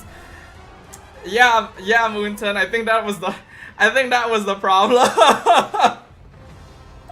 Dude, look at what they changed on Ruby compared to Aldous, man. They don't know what to do with Aldous. This hero is so bad. This hero is so bad right now. And this is what they do? They make his mana cost cheaper? Okay, yes, that's exactly what we need to make all this viable again. I'm sorry, that is so... You know what? When I make the tier list for this patch note review, there is going to be an Aldous tier. Previously we had a Kaja tier, this is gonna be an Aldous tier. Because it's like, what the fudge, man? He has been shot and left for dead. You are correct. I don't... Yeah, Emperor's correct. This buff is basically just a band-aid randomly slapped on him. Fudge. Oh, Shami just said, if combine all items that contain maximum spell vamp, Ruby can reach 110% spell vamp. That's what I like to hear. People are going to ban Ruby. Oh, I love the buff, but people are going to ban Ruby. Oh, she's so good. Okay, Esmeralda. I do like Esmeralda as well. I hope that she gets buffed nicely. Esmeralda's sustained combat capability in the mid and late game is lacking, so we've made adjustments accordingly. Ultimate mana cost reduced. Okay. Cooldown also reduced, but not by much. Yeah, this doesn't change anything. Esme is... I feel like Esme is going to lose to Uranus. I mean, we have seen players play Esme, so she's technically more meta viable than Uranus because she does contribute in team fights and her ultimate is a big part of that. But I don't really feel like her mana cost has been a problem. And usually you'll have your ultimate available anyway, but the cooldown reduction is pretty nice if you're like catching individual targets. I feel like what they needed to do is still make Esme slightly bulkier, right? I think the problem with a lot of EXP laners right now is that they're just not bulky enough, right? All the dueling EXP laners are not tanky enough. The sustained EXP laners are not tanky enough, other than, you know, Hylos Gatot. I know that Esme has seen some use, but the success rate has been not the best. I know that she's actually been played the most in China. I know that KLVJ played a lot of Esmeralda, but I don't actually know like if there's a difference in the patch for them compared to us. So it's a bit hard to compare that. I'm not sure if this is enough to make Esme quite as good, cause she and Uranus suffer from a similar issue of both lacking kind of crowd control. Esme has some crowd control because of her ult, but in comparison she has not gotten as much of a buff in terms of damage. And her damage is pretty high, so I just kind of feel like she needed a bit more durability. And she didn't get that. So she's still not gonna be very meta, but she is a good niche counter. You know, she's supposed to be played against like shield-based compositions, so she's still gonna be very good for that, right? Esme white health era was crazy. Dude, I remember that. That shit was crazy. That was too much. Okay. Kalea! Kalea nerf. Okay, we're starting to get to nerfs, guys. This is probably where all the meta heroes are. Following the resilience adjustments, this attribute now reduces the duration of most airborne control effects, except for Kalea. For balance, we'll be implementing other nerfs to Kalea. Okay, so basically, resilience affects most airborne states except Kalea because, you know, her ult animation is still based on a certain amount of timing. So, remove knockback from first enhanced basic attack. Thank you. That shit was annoying. The fact that Kalea could just, like, the fact that Kalea could cancel you out of things the same way Badang did for less investment was annoying. And then they reduced her second enhanced basic attack damage. Okay. Skill 1 base damage reduced. by 50 overall. Skill 2 leaping distance after colliding with an obstacle reduced by 0.5. Ultimate slam distance reduced by 0.5. Okay. So Kalea is still gonna be a very good hero because like there are very few heroes that have the amount of single target CC that Kalea offers. So in exchange for keeping that crowd control intact, because that is most of her identity, they've reduced her damage across the board. Which means she's gonna be less viable as an EXP laner. Kalea is gonna be pretty fixed to her roam position, I think a lot of the time. Because she's not bulky enough to match up the Hylos and Gatot, and she no longer does enough damage to be able to like keep herself in lane a lot of the time. I think it's still viable to play her EXP, but it's gonna feel a lot worse. So we are going to see Kalea largely be restricted to roam, which I think is where she's supposed to be and is very well deserved. I agree with Kai. She's still gonna be good, but she's gonna be played a little less, and I think teams are gonna be less willing to first pick her, because Kalea is a hero that you can first pick due to her flexibility in roam and EXP and just how good she is. She's obviously still very good, but she's less flexible now, which means that you have to pick her slightly later in the draft. So yes, exactly what I think Kalea needed. I like this. It's a good adjustment, not too harsh a nerf, and keeps her viable. Good. Very nice balance change. Lucas, please nerf him good. Given this beast's outstanding performance in ranked matches, we're implementing nerfs to reduce Lucas's early game damage, mobility, and ultimate cast frequency. Resolve gain per second half. Wow, okay, so Lucas has access to his ultimate less often. Which, alright, yeah, sure. No longer retains resolve upon death in Sacred Beast form. Ooh, resolve resets when you die. Okay. I'm kind of surprised it didn't do that before, you know? I feel like this is something that it should have always been the case because you're supposed to start from a blank slate when you respawn. But so far, I like this. Skill 1 base damage reduced by 50. Okay, 50 damage is actually fairly notable at level 1. But not very notable in the late game.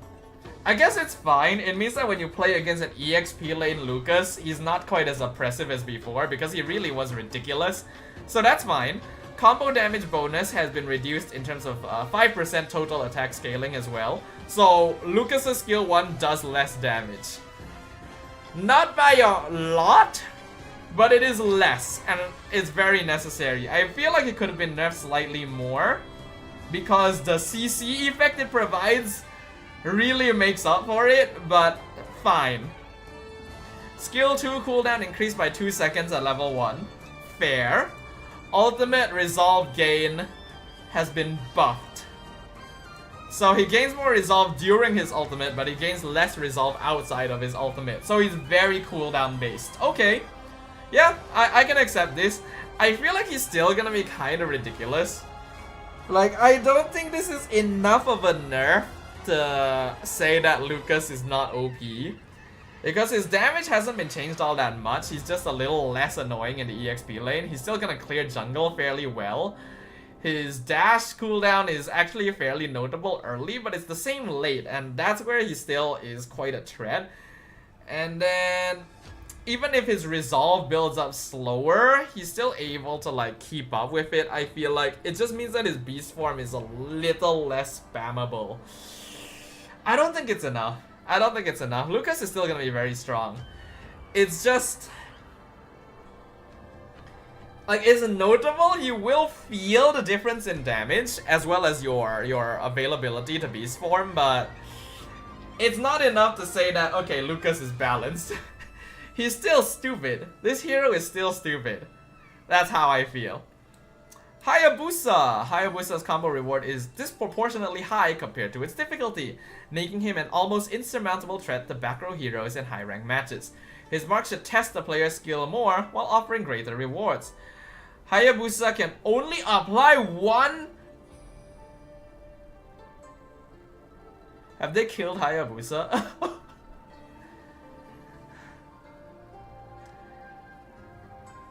Dude, have they... have they killed Hayabusa? That feels kind of harsh. Ultimate base damage, flat is still the same, reduced scaling. Extra damage has been buffed slightly. Extra damage bonus increased. It only nerfs the first skill, but the first skill being able to stack multiple was kind of necessary. One stack for each instance of damage, basic and first skill. First skill is used to stack 4 if you hit. Okay, I agree that like nearly basically maxing the stacks with his skill 1 back then was ridiculous.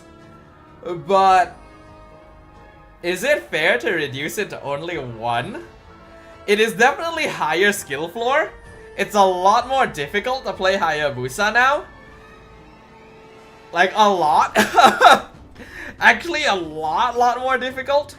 He's still a fairly good hero. The damage scaling still will add up to roughly about the same with the way that it's been adjusted. So it really means that it's just more of a test of skill about whether or not you can consistently apply his shadow marks. This one I will need to see.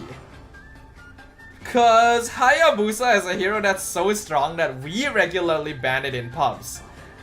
And it is quite regularly banned out in pro play too. He's you know what, yeah, maybe I was a bit extreme. I don't think Hayabusa is gonna be dead from this. Because like his iframes from Oki Shadow Kill are still like really good. He's able to contest buffs and objectives really easily for an assassin. It just means that it's a little harder for him to kill people. And maybe you guys are right. Maybe that is necessary. Okay, all things considered, this is actually quite fair. Yeah, I think this is quite fair, actually, really thinking about it. Okay, sure. Yeah, that's fine. Kimmy nerf. Okay, Kimmy's ult is a bit too powerful for initiating team fights. Agreed. So we're reducing its frequency and range. Ultimate cooldown increased by 10 seconds all around. Okay. Range reduced by 10%. Thank you. It's not very much, but it's enough. Her fudging traction pulse range is so stupidly far. So this is needed. Optimize ultimate's collision logic. Explosion center point will be closer to the first target hit. Okay, yeah, makes sense. Yeah. I think this is fine because Kimmy really was the most OP from her ultimate. Right? The fact that her ultimate exists makes her viable as a mid laner, even though she's meant to be a marksman. So, by nerfing it slightly in terms of cooldown and range, they're making it so that Kimmy is still viable as a mid laner, but not quite as ridiculous as before. Because the ease of which Kimmy started fights with her ult without any threat to herself was a bit too much. So this is fair. I would have liked the range to actually be reduced slightly more. But 10% is fair. This is fine. This is actually an okay nerf. I'm okay with this. Selena. Oh, Selena nerf, really? We're glad to see Selena back in the spotlight. The increased flight speed of Abyssal Arrow has allowed her to pose a greater threat to enemies. However, the frequent use of this skill in the late game would lead to a negative experience for the opposing team. Someone on Moonton played against too many Selenas. This is something that only someone who has actually played against Selena will say, because that is completely true. Therefore, we've decided to increase ultimate cooldown in the mid and late game. To compensate, we will strengthen Selena's effectiveness as a magical assassin by adding a magic power bonus to her ultimate. Ultimate cooldown 5.5 at all levels. Honestly, I don't think it makes that much of a difference. You would ideally want more access to this in the late game, but it really depended on how often you were able to land your arrows anyway, so I don't think changing this makes much. And then she gains some free magic power in her ult. So Selena is able to do damage a little bit more easily without relying too heavily on itemization into the late game. This is the same hero. In fact, if you ask me, I don't think it's a nerf.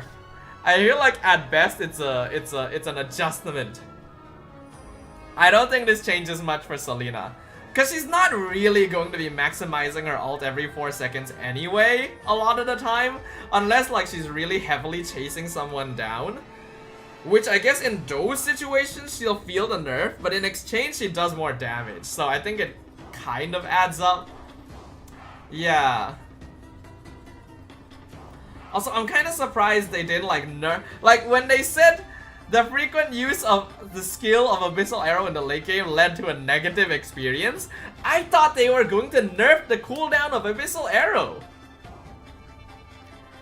Like, look at this sentence. Increased flight speed of arrow poses a greater threat, but the frequent use in the late game leads to a negative experience. I thought they were going to nerf its cooldown. No, they nerfed her alt cooldown. What? Then don't increase these sentences. You raised our hopes. We thought you were going to nerf arrow cooldown. No, this doesn't change anything. Yeah, because changing forms reverses cooldown anyway. Yeah, it makes no difference. Okay, Fanny. Let's see. Fanny should be a hero with high skill requirements and a high skill ceiling, but currently her mobility doesn't match her energy costs. We're adjusting the energy consumption of her different skills to better balance risk and reward. So skill 1 has a reduced energy cost, but skill 2 has a higher energy cost, and alt has less. So basically, honestly, this makes a lot of sense to me. Cause like Fanny should actually drain more energy from using her cables than using her other abilities. I think this is kind of fair.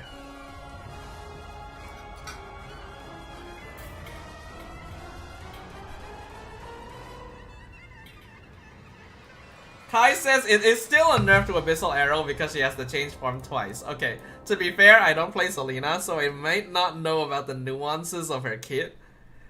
So, nerfing her alt will actually indirectly adjust her Abyssal Arrow cooldown, is it? Okay. I guess that's fair. If that's the case, then yeah, then that's fair, actually. For Fanny, this is fine. She's still gonna be pretty good. Actually, that's a pretty notable energy cost increase, though. That is actually quite a lot. It does reduce the energy cost on her other skills, so it probably balances out a little bit, but it means that you really need to make the most out of your cables.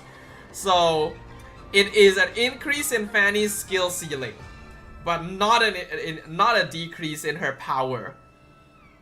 If played correctly, Fanny is still gonna be about as strong as she used to be, but if not played correctly, Fanny is gonna feel a lot shittier. So, you know what? That is fair. I actually like that.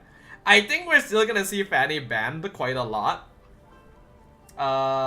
But it means that in situations where junglers really cannot play Fanny, teams are even more inclined to leave her open.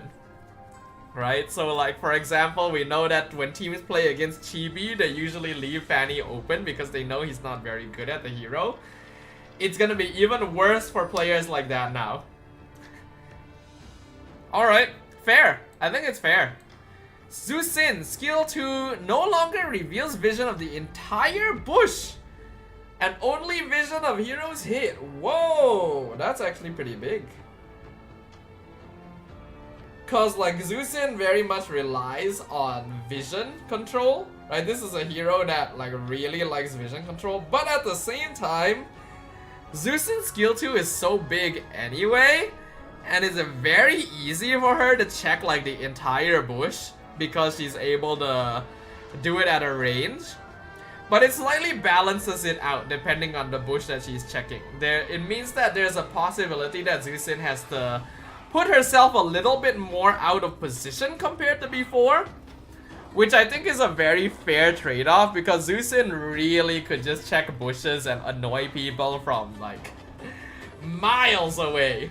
Okay, I'm actually happy with this. I think this is very, very, very good. Since like her skill 2 AoE is already so big, yeah, there's no reason for it to reveal the entire bush at once.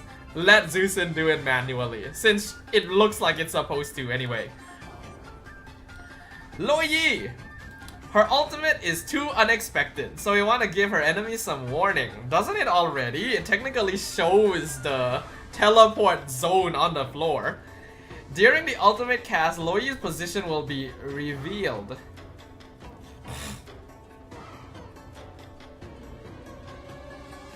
Whoa. Hold on. Okay, so firstly, Revealing Luoyi's position usually doesn't make much of a difference, right? Because Luoyi will usually teleport from somewhere far away to somewhere near you. It's similar to Johnson, yes, but that doesn't really impact Luoyi very much because it doesn't really matter if the enemies know where you are when you start the teleport, since the destination remains hidden. They don't know where you will appear. But the big difference is that they know you are teleporting, right? The location of Luoyi really does not matter. What matters is they know it is coming. That's kind of big. You know what? I do think it's a little necessary. Yes, Luoyi mains are gonna be very upset at this because it gives people a little bit of forewarning, but I do actually feel like it needs a bit of forewarning. Because this ultimate happens so quickly, and it just instantly whacks you in the face, right? It makes you a little bit more wary, but you still won't really know where your opponent is coming from. And if you were like wary enough to properly check bushes around you before it happened, then you will feel even safer than before. Because there were too many situations where a diversion just pops out and all of a sudden the enemy team just cannot really do anything. Especially in situations where like they're retreating from a team fight, right? They're not really able to check bushes in that situation. At least with this, they know that something's coming. And if the Luoyi positions their ult correctly, they will still definitely catch people off guard. Right? Like a good Luoyi, even if like the enemy knows that a teleport is coming, will still catch their opponents off guard. So I think this is actually kind of necessary. Even though it feels a little bit bad for Luoyi, her ult really was a bit too effective in a coordinated team setting. So this is fair. Chip, skill 4 is too unexpected. We want to give his enemies some warning. Same thing. Skill 4 has a 1 second force swing and reveals Chip's position for... This one hits hard. Because skill 4 is his Y walk. It is the ability that allows him to teleport to any one of the 4 portals he has on the map. And this ability was changed in a previous patch so that you don't need to be at a portal to use it. Right? It was changed so that Chip can actually teleport to a portal from anywhere on the map. And this was always a very important tool for Chip because he needed it for repositioning. Chip doesn't have any other tool for him to get into the back line, which is what the portal is meant to be used for. That's what Chip's ult is meant to be used for, to catch the back line. Unlike Luoyi, where the diversion is still gonna be kind of difficult to predict, if the enemy team can see where Chip goes with his skill 4, that is an insane amount of information. Because they know exactly from which angle he is attacking from. The change to Luoyi is a fair balance. This is a huge nerf to Chip. Right? Like, even though it's a very similar sort of adjustment to both of these very global teleport heroes, it is like much bigger nerf to Chip than to Luoyi. Because Luoyi's teleport is still instant and the enemies don't know where she goes. If Chip reveals his position, also the 1 second force swing means that it can be cancelled. We saw, I can't remember which player it was, but there was a player in MPL MY where he actually used this ability to escape from enemies chasing him. But now that there's a force swing, if he gets CC'd while he's trying to use it, he can no longer escape. This is a huge Chip nerf. I'm gonna say it right now, this hero is no longer meta. Like straight up. With this adjustment, Chip is not meta anymore. He can still be viable for certain team comps, but he is not meta. He is not a hero that you have to pick or ban every single game anymore. This is actually really, really big. Like, Chip plays around information. This is an information-based hero. And you are giving your opponents free information with this adjustment. Chip is not meta. This is a huge nerf. Oh man, Estes, do I really have to read him? Following adjustments to equipment with healing reduction, the HP regen of his skill is reduced accordingly. We want to expand Estes' utility beyond healing, so we've added an effect to increase allies' hybrid defense. Oh shit. Is skill 4 the pop out or the calling portal? The pop out. Skill 1. Basic healing has been reduced slightly early. Sustained healing has been reduced. Hybrid defense is a lot. Dude, hybrid defense is kind of big actually.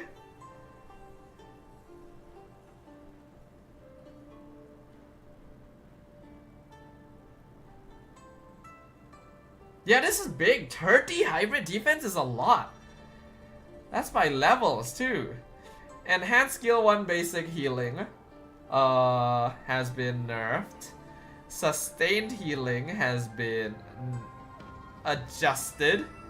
Actually, it's been buffed. Sustained healing is buffed, and then self healing has been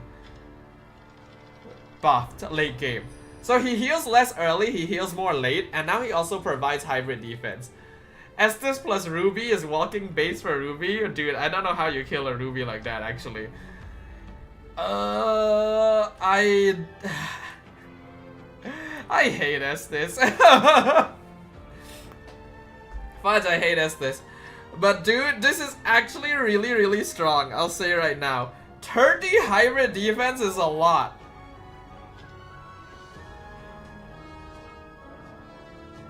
It does result in less overall healing, but not by that much, and most of it is the flat value. So basically, Estes in general, Estes heals less early and he heals more late. That's annoying. The thing is, that's really good because late game is where Estes is usually the most effective. Late game is where you really like 5v5 death ball all the time.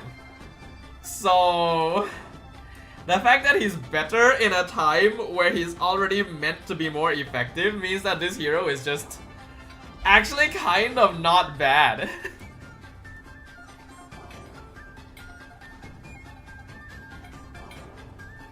Oh man, this is... Oh, I hate it. And they're nerfing anti-heal, right? Dude, the fact that I'm still on hero changes.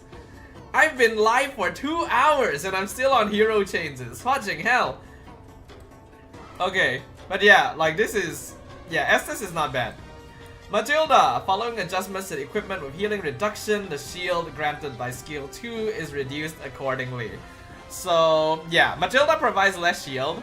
So this is the matchup to the healing reduction nerf.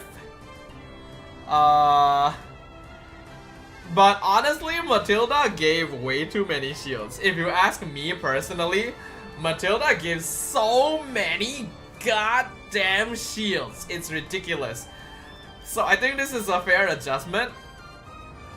But it's not gonna mean much because anti-heal has been weakened anyway. So basically this is just an adjustment that makes Matilda about the same as before. Oh Florin, please remove the anti-heal. Please remove the anti-heal. We want Florin's ultimate to be more counterable for enemies while still preserving its uniqueness as a healing skill. Remove the effect. Remove all allies healing reduction. Thank you. Thank you, Moonton. We needed that. We needed that so bad. So, Florin no longer provides anti-heal. Thank God! That was cancer. Actually too broken. New effect, increase allies healing Ruby! Oh my god! Oh my god! I need this spam Ruby. I actually have to, oh my god.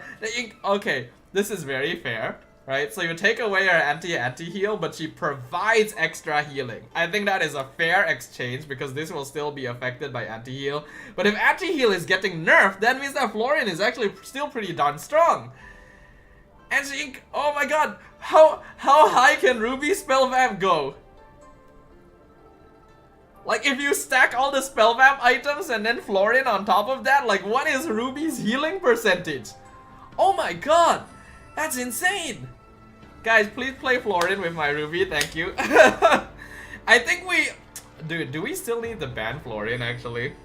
The anti-hanty heal was ridiculous, that's why we banned it. But the extra healing received, in addition to potential anti-heal nerfs, might mean that she still might need to be nerfed. I guess we'll see. We will see.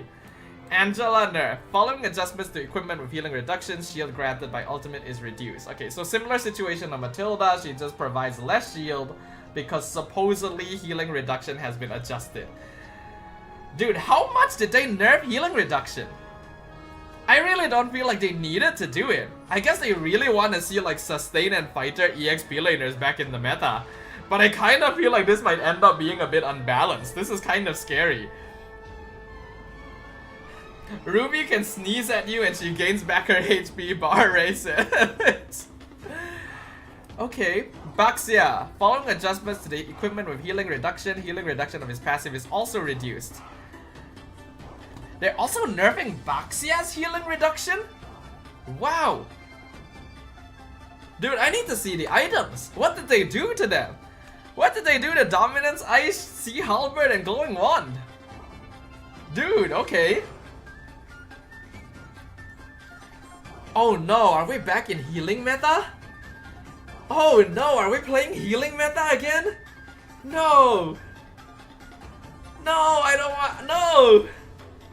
We don't need to give the Philippines another MSC victory. A healing meta buff is a buff to the Philippines. I don't want to see Ube. No. Oh no, I'm so scared. I'm actually so scared. Barats. Due to resilience enhancement, Barats has become difficult to control when stacking too much resilience. Therefore, we reduce his resilience gains while compensating other attributes. Hybrid defense increased by 1, remove the 5% resilience increase each stack, and gain 20% resilience at max stacks. Oh, I kind of feel like this is a nerf. I feel like this might be a nerf. Cause like 5% resilience increase each stack means that Barats is a little bit harder to CC a lot of the time. Now you need to be max stack to gain resilience.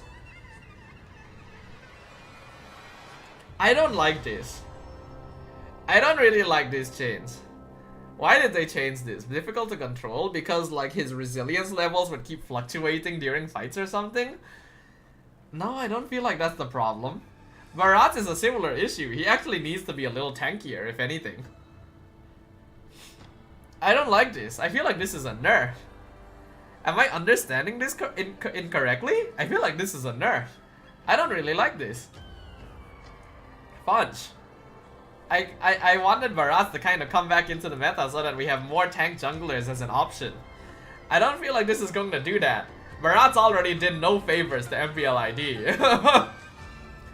Okay. Ling. Due to the new resilience effect affecting airborne, enemies can escape more easily after being knocked airborne. We've added a slow effect. New effect slows hit targets by... Oh, I've seen this before. I have seen this one before. It means that inside the circle of Tempest of Blades, Ling will slow. You know, if you get hit by Tempest of Blades, you are slowed inside the circle by 40% for 1.5 seconds. Which is a lot, actually. It is a lot. It allows Ling to hit his blades and do damage to you even easier. Obviously, if you have dashes, you are a little bit less affected. But if you are already like a slower hero, this hurts really bad. This is actually a really nice upgrade for Ling. And he was already a pretty meta hero now anyway. This is good. This is a good update. It makes him feel better to play, gives him a little bit more leeway for using his ult to escape and engage. Okay. Ling players will be quite happy with that one, I feel like. Oh my god, this is a huge fudging patch, man. This patch is massive. Kufra. The new resilience effect on airborne has impacted Kufra's combo. Skill 1 into ultimate. To compensate, we reduce backswing of skill 1. Reduce backswing time by 60%! Damn! Ultimate is only interrupted by suppression! You can't cancel Kufra either! Guys? I think Kufra might be good. Anytime a hero gets the ability to be CC immune, it is actually really good. And then he gets a backswing time reduction, a very notable backswing time reduction too.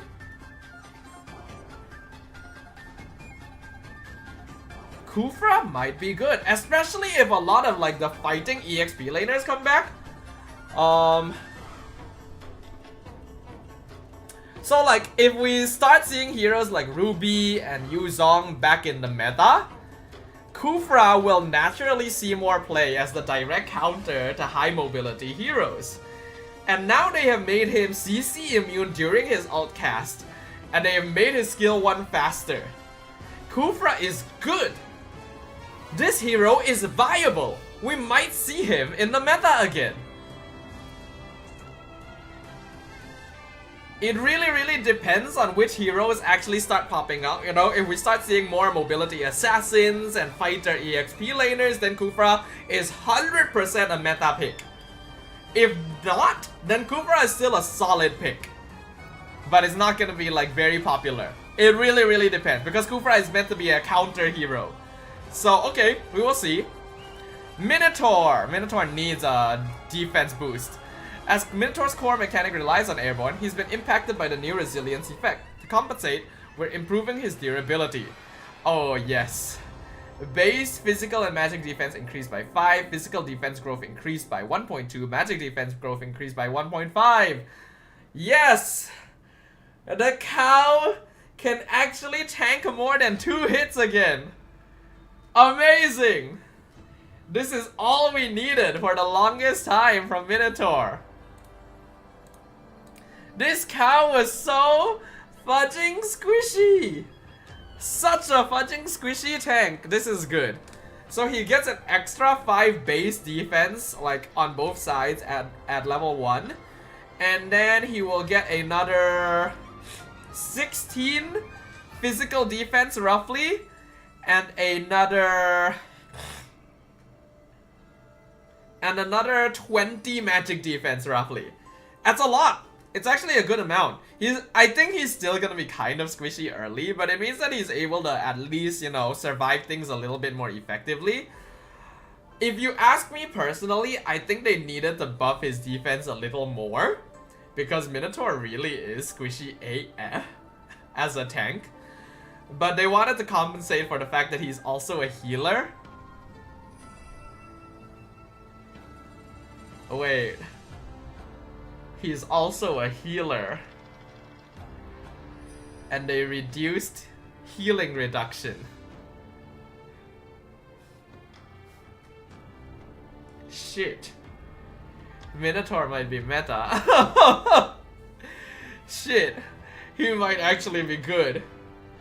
He might not need more defense, because he will benefit from reduced healing reduction. Oh no, HUUUGE is gonna come back, isn't it? We're gonna have HUUUGE again. Oh no. Okay, Minotaur might actually be back. I'll say it right now. There's a chance we might see him again. Damn, okay. Atlas. Atlas's core mechanic relies on airborne, impacted by resilience, improving passive trigger speed. Time needed to freeze enemies reduced to 2 seconds. I mean, it's a nice quality of life, but doesn't change much. Atlas is too reliant on his ultimate and really doesn't do much without it. Right, his skill 1 and skill 2 are really kind of weak for a tank. Doesn't offer you very much, and he's really dependent on Fatal Link. So even though his passive freezes a bit quicker, it just means that the combo is better with Fatal Links, right? It means that Fatal Links into the Frigid Breath freeze happens a lot more quickly, which is really nice. But it doesn't change the fact that Atlas is too dependent on a singular style of play. perfect match becomes more effective because of it. You are actually not wrong.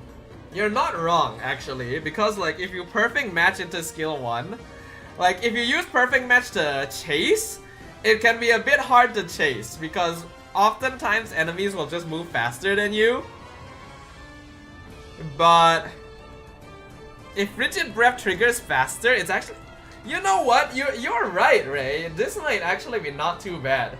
I'm gonna need to test it, but I feel like Atlas is still a little bit difficult to play compared to other tanks. It may be surprisingly good though. This one requires time. I don't think I can really predict how much this will change Atlas because I need to test it myself. Because yeah, you are right, 3 to 2 seconds is a big jump for that passive because he actually does use it quite a lot. Okay, I will think about this. I want to test this. I will test this and see how good it is because you have opened my eyes. There's a chance this might actually be more effective than I think. Shami asks, who is HUUUGE? HUUUGE is the name of a strategy, Shami. It's the name of a strategy that was popularized by Blacklist and is generally known to be a PH preference because it's based around healing.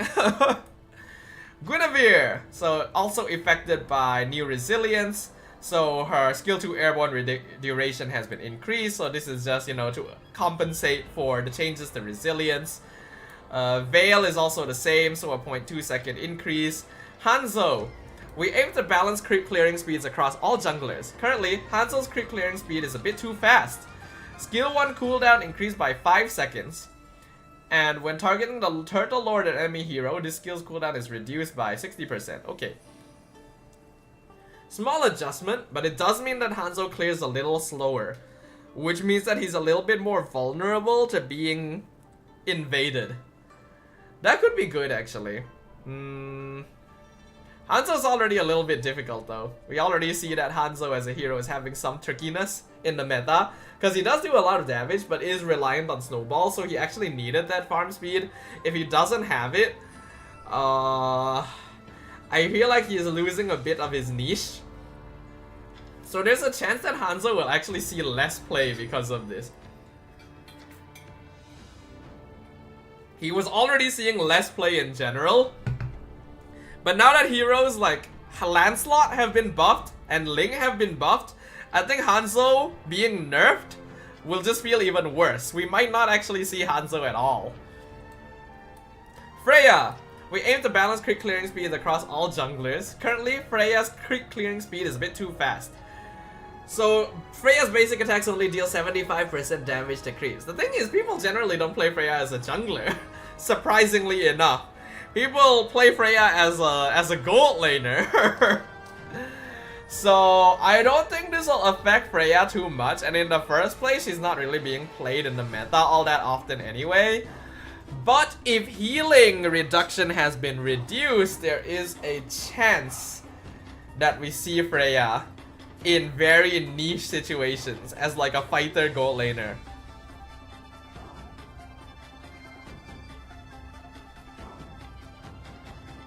Wait a minute. Guys,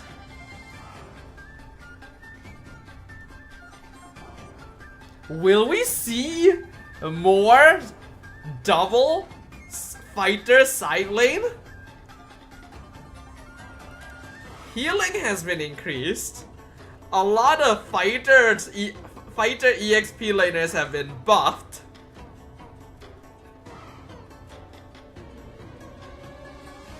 And we are definitely going to see an influx of healing meta again. Are we going to see fighter gold lane more often? But some of the marksmen did get buffed as well. Yeah, the marksman got buffed too. Leslie got a big buff, Bruno's been buffed, Ixie has been buffed. But I feel like the possibility of it is there, actually. It's not gonna be something that like teams rely on all the time, but the viability of it might be back actually. Because like double fighter side lane was very reliant on having really strong fighters that would just dominate the gold lane. The most obvious choices were like Ruby and Paquito, Paquito was nerfed hard, so we don't see him anymore. Ruby was the only one that was still played, but she wasn't good enough. Now Ruby has been buffed, and Paquito actually does a bit more damage. He can actually be more of a gold laner rather than a jungler. We might actually see it. We might see some fighter gold lane again, even though MM has been buffed. Okay. Alpha's jungle clear has been reduced. Damn. Alpha clears jungle damn fast though. Oh, that feels kind of bad. Alpha is already having a bit of difficulty keeping up with the meta, and now they've nerfed one of his most effective facets. His fudging jungle clear? Damn, that feels bad. This actually feels really bad. Cause like, Alpha and Hanzo as well, both of them are very based off of like clearing waves fast and ganking fast to do high burst damage to get early snowballs. And they're no longer gonna be able to do that. Jawhead to 50%? Damn, okay. Guys, I want fighter junglers still, you know. Moonton, I would like to see fighter junglers still. Oh yeah, Leash Jawhead. Oh wow, Leash Jawhead has been nerfed to shit actually, 50%. Yeah, Leash Jawhead is dead. Man, this fight is kinda bad. Julian too. Julian's also been nerfed to 75% creep damage. Oh, but they buffed Alucard! They nerfed all the other junglers by 25 to 50%, but Alucard's damage has been increased by 10%. Okay, I mean sure, I do agree Alucard clears jungle really slow, but I think he has bigger issues, unfortunately. Like, Alucard is a bit tough to play, really dependent on Snowball, and a little bit more difficult to really effectively use in the meta, even compared to like Alpha. So yeah, but at least his creep clear could make him a farming. Dude, I still remember Link Ezza's Alucard jungle, man. I miss those days. I miss the days when I could still viably play some Alucard jungle.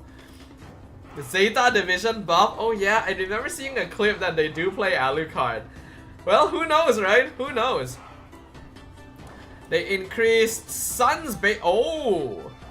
Whoa, wait. Sun and his doppelganger's basic attack damage against creep is increased by 50? Every hit from Sun and his doppelgangers does an extra 50 damage to creeps? That's huge! That's a big buff! That's a lot of damage!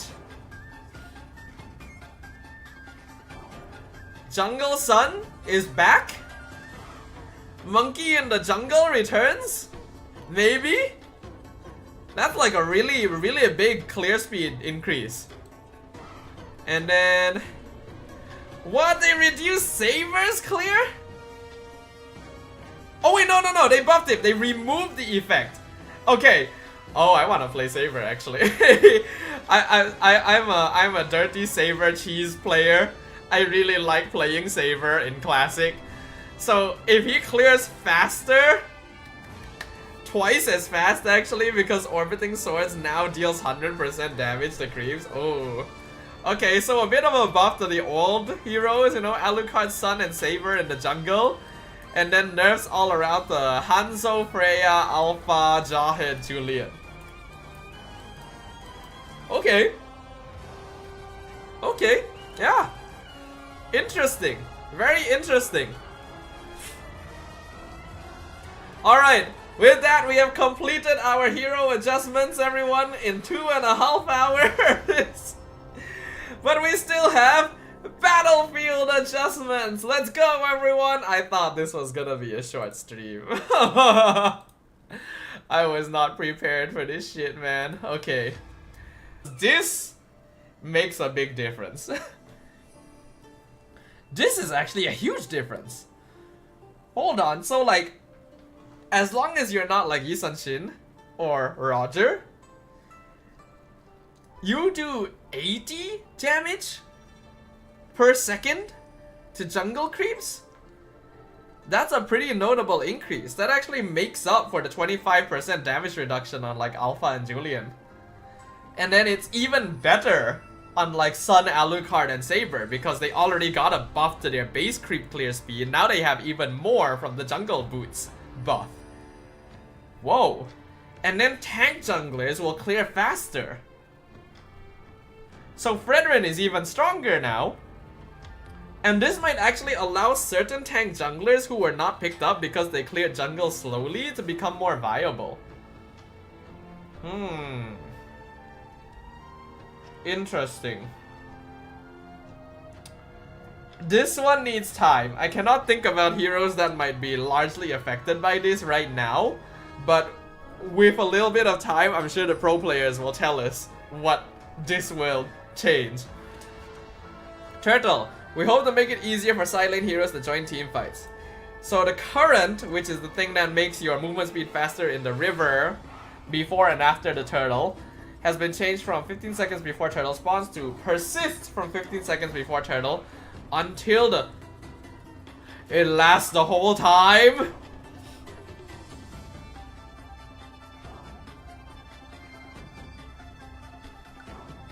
Guys,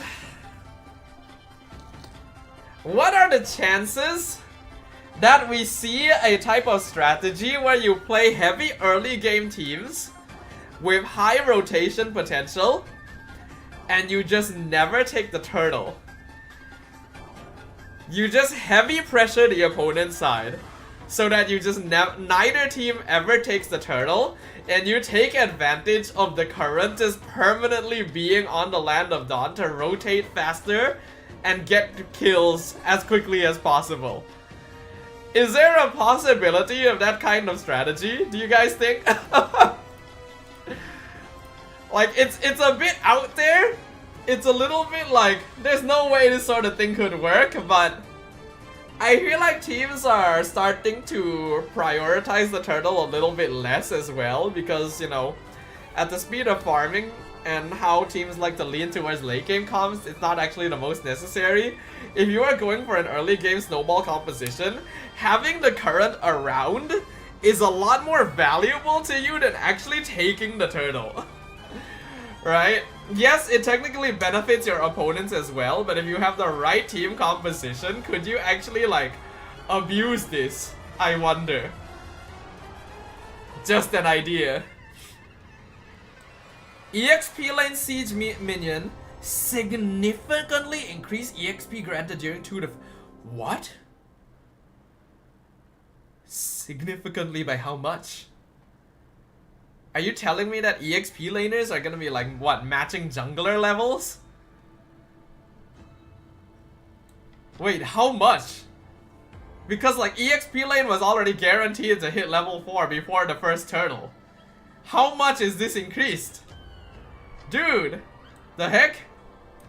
EXP lane crab respawn timer reduced, physical and magic defense reduced. Gold lane, same in respawn timer, but it gives like 22% less gold. Which is necessary because gold laners really farmed way too fast, so reducing the gold from the crab is a nice nerf to the gold lane. And also a nerf to Granger in general, because that man just farms so fast from stealing these crabs all the time. So the crabs are easier to kill. That's interesting.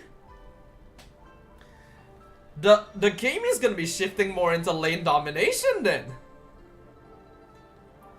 If the crabs are easier to kill and spawn more often, what Moonton is telling us is they want the side laners to win lane instead of hold lane. Right? They don't want teams to lean into like Hylo's Gatot and just like keep their opponent in lane. They want to see fighter EXP laners and early game marksmen that are able to actually contest these very easy buffs. Okay. Molten Fiend. So that's the orange buff. First spawn.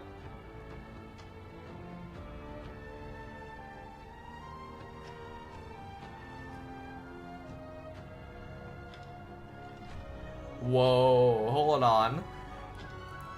The first buff spawn 5 seconds later and have 30% more HP. So some of that HP increase is going to be offset by the buff to the jungle boots. Right? So the jungle boots allow you to do more damage to to jungle camps now. So some of the HP difference is offset. But it means that in general, most heroes are going to clear jungle a little bit slower than before. And the entire rotation of the jungle has been changed. The jungle rotation is now permanently 5 seconds slower than before. It completely changes the timing where you would like gank the side lane, where you would contest Little Wanderer, where you would be able to hit like level 5 before, right around the time the first turtle spawns. Jungle is changed. Whoa! This is huge! Yeah, you can't leash because you'll be late. That's an extra 5 seconds. That's roughly around the time the minions collide. No one outside of the roamer can leash anymore. And it means that jungle invades are also generally going to be weaker. You cannot pull your EXP laner over to instantly invade at level 1. Only the roamer can really do it. And you have to commit your jungler to it too if you want an extra body. Everything is different. Yo!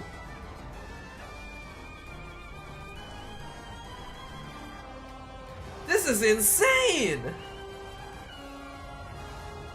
Crazy! Actually crazy. Okay. Alright.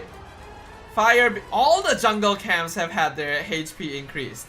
Base attack decreased in exchange so that like you don't take as much damage from doing the jungle, but junglers just clear slower. What does this mean?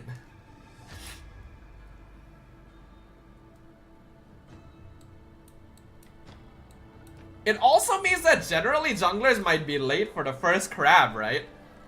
Junglers might be late for the first scavenger crab on the side lane. It again promotes the side laner taking the crab instead of the jungler, which is how it's been. Very interesting. Okay, battle spell changes. But damn, that's a lot of text for Inspire. Okay, you know what? I'm not gonna read that. That's too much. Basic attack enhancement opportunities have been reduced by 2. It has changed from ignores target physical defense when Inspire is active to ignore target hybrid defense. So you can use this on magic damage heroes now. Okay. HP regen per basic attack has been changed from 60 plus 15% total physical attack and 15% total magic to 60 plus 15 physical, 10% magic. Interesting. Oh, also the bounce damage of Hanabi's basic attack no longer consumes basic attack opportunities. Again, I'm surprised it did that. Holy shit, that would F up Hanabi so much with Inspire.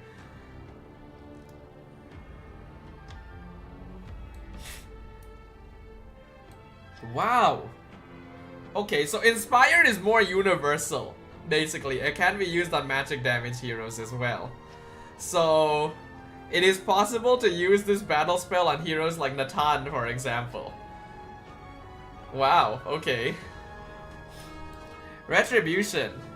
All the retributions have had their duration reduced. Physical and magic power increase on Flame Retribution has been increased. HP stolen from Bloody Retribution has been buffed. This is very nice.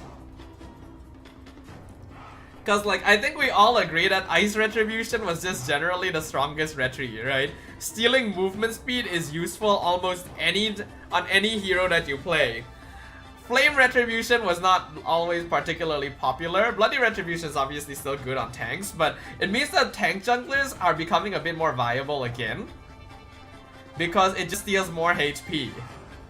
And then for Flame Retribution you take more as well. So you can play damage. Okay, interesting. Yeah, Flame was only good on Haya. So, wow. Okay, I actually really like what Moonton is doing. These are some really good system changes. Oh man. These are really, really good system changes. Alright, Revitalize. Yeah, so this is also adjusted based on healing reduction, so the healing received has been reduced, that's fair. Okay, here's the item adjustments. Endless Battle. Heroes suited for this equipment generally have weaker sustain. Most of them are not ideal candidates for purchasing Ha's Claws or War Axe. We want to provide a more straightforward way to enhance their sustainability. They have removed the 8% hybrid lifesteal, and they have added a new effect where you just recover HP based on your physical attack, but you no longer gain movement speed. Interesting. Yes, this definitely makes it more universal. So, when I play Damage Ruby, I always like going for Endless Battle. What this means is that this actually nerfs it slightly when combined with War Axe, right? Because you just get a flat HP. Actually, not necessarily, because it still is based on 40% of your total physical attack. The movement speed is kind of rough. I don't really like them taking away the movement speed, but the extra healing means that it actually is still very good on sustained heroes. There's very few heroes that actually buy Endless Battle. Even on Ruby, it's not a very common item. It can be used, but not very commonly. I think the only hero that really uses it is Clint, if I remember correctly. I'm probably forgetting some heroes, but yeah, this does make sustain a little bit more straightforward, and probably scales a little bit better as well, because 40% of total physical attack is actually a lot. This could be a lot in the hands of a marksman. This could be a buff to Clint. Okay, interesting. Starlium Scythe. This equipment deals high frequency true damage in the late game with limited counter options. Since most magic assassins are better suited for burst oriented equipment, we've preserved its burst potential, but reduced its trigger frequency. So the price has been reduced by 100. 5-second cooldown? Whoa! Hold on, I need to look at this. After casting a skill, the next basic attack within 3 seconds deals.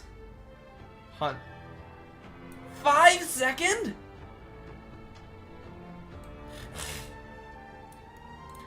5 seconds? Who is going to buy this? What hero is this even good on anymore? You're right, Ray. No, Harif is not might be dead. I think Harif is dead. Harif depends on this item.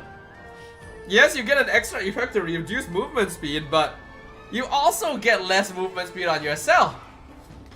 Who buys this item? This is terrible. This is one of the worst nerfs I've ever seen. What hero will even use Starlium Scythe? Esme won't use it anymore. I don't think it'll be particularly useful on Edith anymore. This item is dead in the water.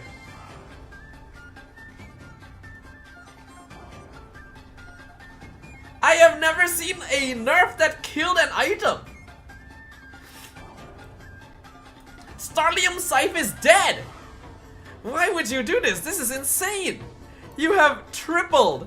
You have more than tripled the cooldown on the extra damage on this item. There is no reason to buy this anymore. You probably just go straight for like Feather of Heaven, I guess. Any hero that used to buy Starlium Scythe as a first item would probably just go like Genius Wand again as a first item. That used to be the go-to first item for most magic dealers.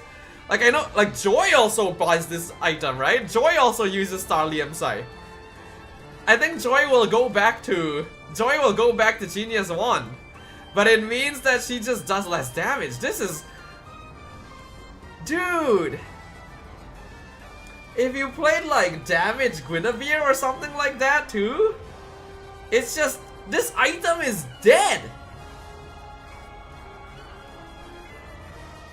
This item is just shit. I really don't know what heroes will be good on this. Damn. Okay, here is the healing reduction nerf. We find healing reduction effect from equipment is currently too strong. I don't really... Okay. We reduce healing reduction effect while adjusting heroes' equipment and skills with high healing to maintain balance. 10% healing reduction effect. It's not that much, actually. But it is going to be enough with all the healing buffs to make it so that I think we are going to have healing meta. I think we're gonna have healing meta. Okay. Ares' belt has been made cheaper in exchange for less max HP. Huh, okay. Connected for a moment. Hello, hello, are we back? I think I just disconnected from OBS for a moment, but I think we're back. Okay. So this is actually a pretty nice item to just pick up if you have to deal with true damage. So like, if you need extra HP against Leslie or Alpha or so on, you could just grab this. Okay. Brute Force Breastplate. The equipment has been underperforming in the current patch, and we believe its intended role is appropriate, so we've significantly enhanced its effects. Max HP increased, price made more expensive. Resilience at max stacks 25%, and now requires an Ares belt to be built. Wow, okay, like the extra 200 gold is fairly pricey, but extra 200 damage is pretty good. And then we have an extra 10% resilience. This is not bad. The thing is, Brute Force Breastplate was generally not purchased much because this is meant for bruisers. Right? This is an item that is meant for bruiser heroes, and the previous meta was really bad for bruisers. So, since it feels like bruisers are probably going to be back, it means that Brute Force will naturally get more usage. Also, yes, the stream went down. OBS disconnected for like a split second and then reconnected. The stream should be back, guys. Let me know if the stream is back. Okay, Queen's Wings. Max HP increase, adaptive attack reduced, requires an Ares belt to be built. Yeah, that's fair. This is more meant to be a defensive item anyway. I don't really think you need the extra attack. Having more HP is more useful. Curse Helmet needs an Ares belt. Twilight Armor needs 2 Ares belts. Also has a new unique passive. When incoming damage reduces HP below 30... Whoa! When incoming damage reduces HP below 30%, recover 20% max HP over the next 4 seconds. What the fudge? It has a 60-second cooldown, which is fine, but this is a big buff. That, like, just the item in general is really good. Imagine if you have a Twilight Armor and an Immortality. Right, so when you drop below 30% HP, you suddenly get 20% HP back, and then when you die, you respawn.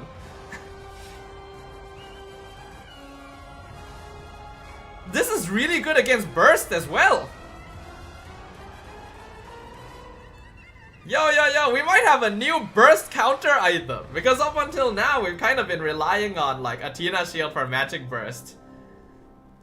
This could actually help you survive situations. This is kind of comparable to Rose Gold, but instead of getting shield, you just heal HP. Huh.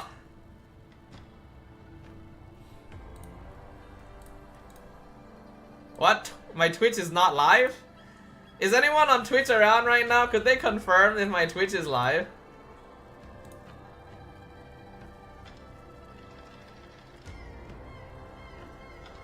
Hold on, I see my Twitch live. My Twitch is live. Or is it?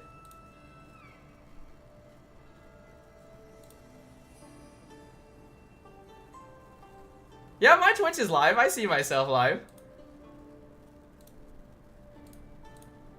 Could I get any confirmation from the peeps on Twitch whether or not like we are live right now? Hi, my internet has been so sus. Ray is okay, yeah, Ray is fine, so I think it's just Gin. Okay. Let's continue. Where was I? So yeah, this is pretty good for Twilight. Guardian Helm has more max HP. That is more, wow, a lot more expensive. And now requires 3 Ares belts. Thunder Belt has reduced max HP, which I think is very necessary because this item was a little bit too universal. So a slight reduction in its defenses is very needed. CC, okay, so some resilience nerf to tough boots, which is rough because this really was the cheapest source of resilience in the game. But a 5% nerf should be okay since a lot of the CC in the game in general has kind of been reduced overall. Rapid Boots. Enhance equipment utility by providing HP regen to help roaming heroes. Whoa! Cheaper. Requires healing necklaces. Has 12 HP regen. This is really good. Like, heroes like Franco who rotate the map a lot will generally buy this for the mobility. But now it also gives regen? I think more heroes will actually buy these just for the regen. Especially with resilience getting nerfed across the board. We might genuinely see certain heroes shift into this direction, right? I'm thinking heroes like Hilda, for example, who would really benefit from having even more HP regen, might actually go for rapid boots instead of tough boots.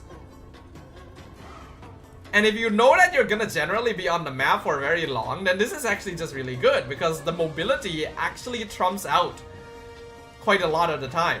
I could see like Glue even going for rapid boots, I could see Tigreal going for rapid boots. That's interesting.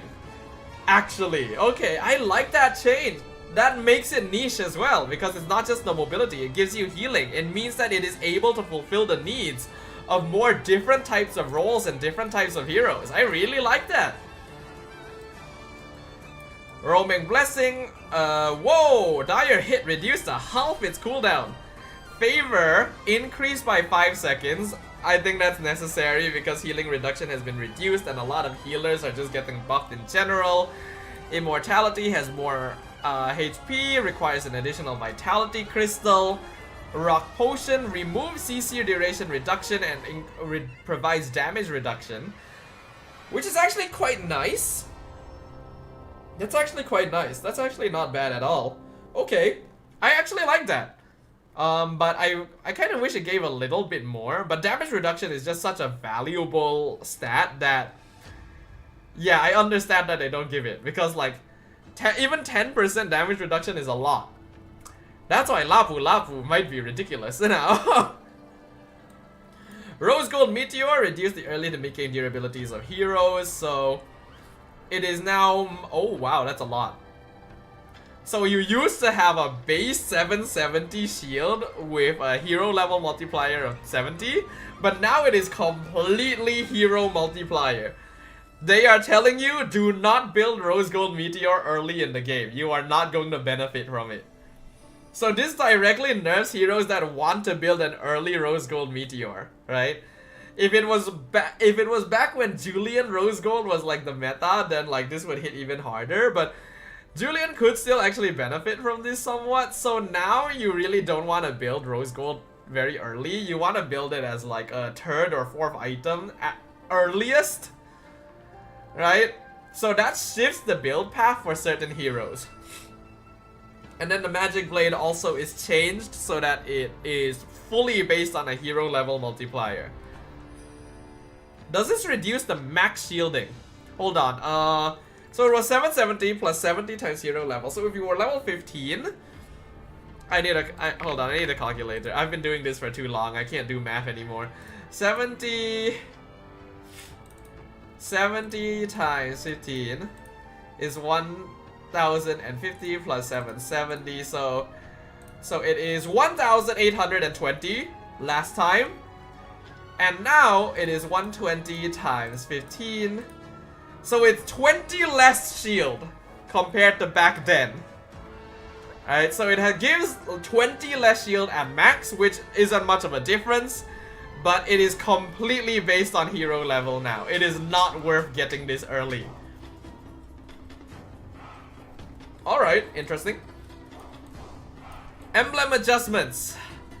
Oh my god, this is a much bigger patch than I thought it was. I am so tired, guys. Holy shit, I'm so much more tired than I thought. Okay, let's keep going. Come on, come on. Come on, Dodo, you can do it. I can do it. Fighter emblem, spell vamp increased. Hybrid deep, Ruby! Ruby gameplay is real! Oh my god! Oh my god! We're back! I'm back in fudging business! I'm so fudging back in business, boyos! Oh my god! Weapons master attack increase 3%. Okay, pretty good for... Damn, marksman having more damage? Okay. Festival of Blood plus Force! Oh my god! What are they doing to me?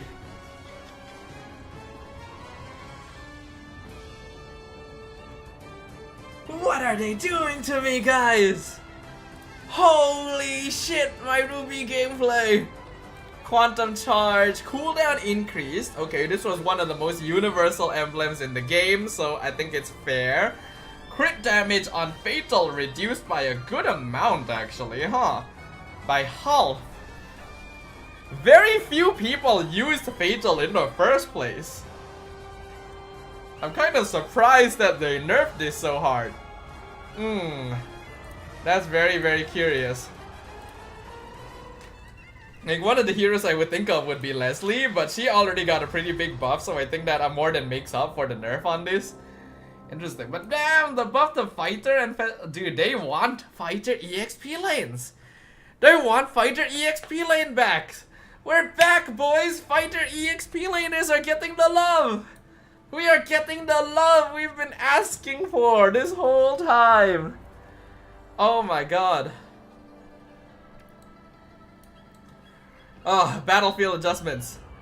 Resilience now reduces the duration of airborne except for Saber and Kalea, whose airborne durations are tied to their skill mechanics, and they're just toning down Kalea. New battlefield draft. What is this?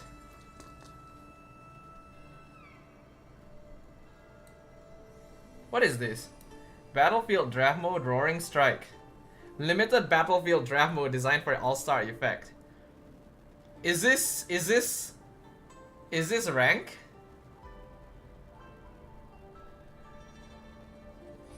Yeah, it's classic and rank. Okay, so these are legitimately battlefield adjustments to rank. Okay.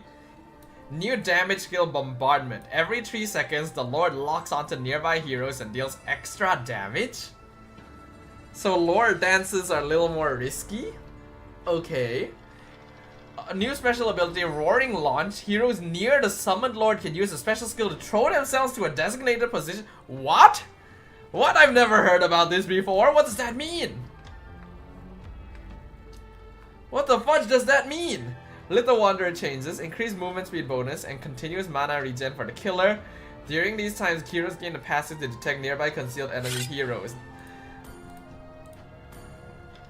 But stone roamers will know. Oh!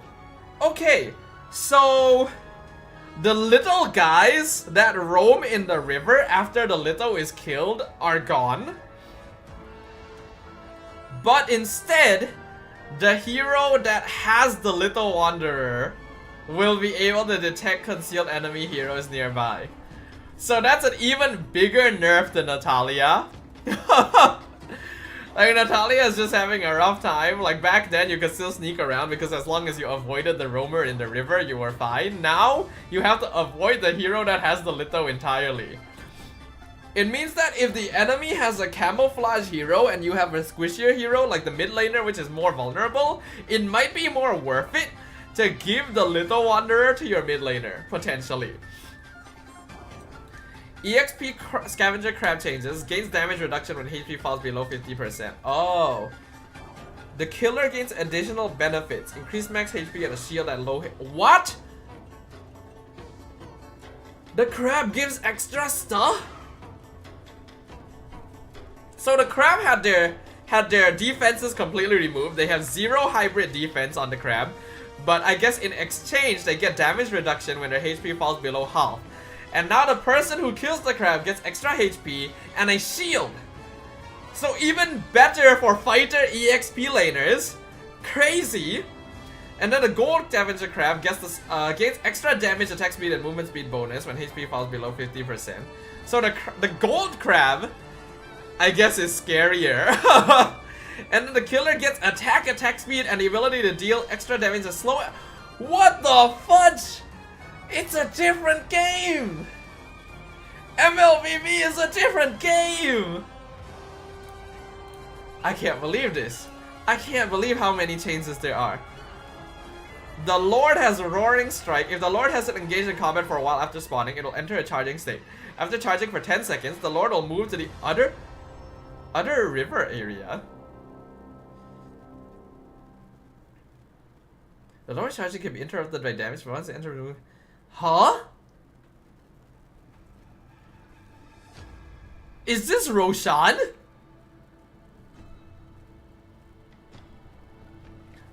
Is this Roshan? Does the Lord move? What? Wait. Am I understanding this correctly? Does the Lord move to the other half of the map? What?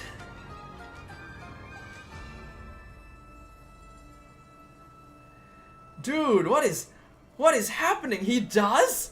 What? That's crazy.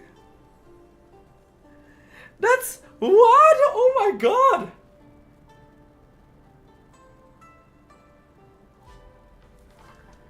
Are you serious?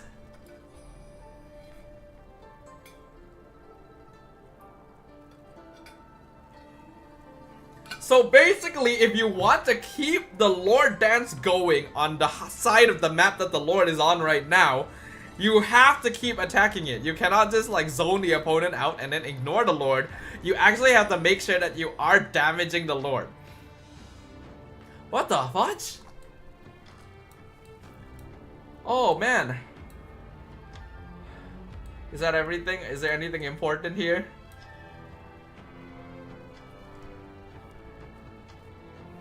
Yeah, so Arlet's ult, Kadita's ult, Kufra's ult, and Lapu Lapu's skill 1 in ult form are only interrupted by suppression now. Fixed an issue where Fanny's skill 1 would trigger multiple times during flight. That was a thing? Is that why Fanny did so much damage? Fixed an issue where Brody's basic attacks could be interrupted by Oh, thank you. Oh my god, yes, this was so annoying when Brody's basic attacks got cancelled. Fixed an issue where Balman's skill 2, Balman's ult, Deros ult, Ola's ult, and Fredrin ult could not be interrupted by suppression. Fixed an issue where heroes with Retri receive more rewards for creeps than intended. It will slow down the time it takes for fast jungling heroes to reach level 4. Fixed an issue where Lucas could use skill 1 inside Vincitar ult, lol. Okay, I think that's everything. Any notable system adjustments? We have lane matchmaking now. We can choose 2 lanes.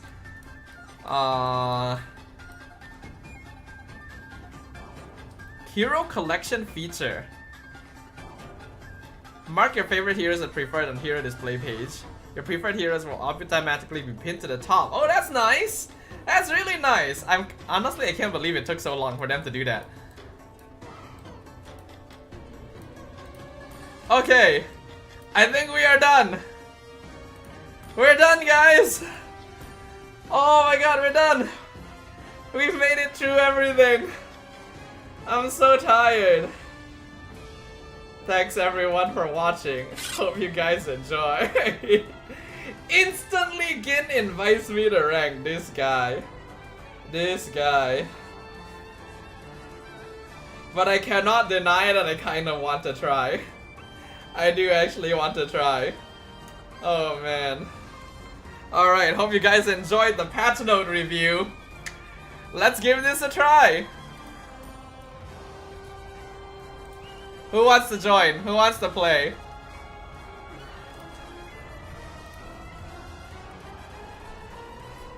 Who is online and wants to play, boyos?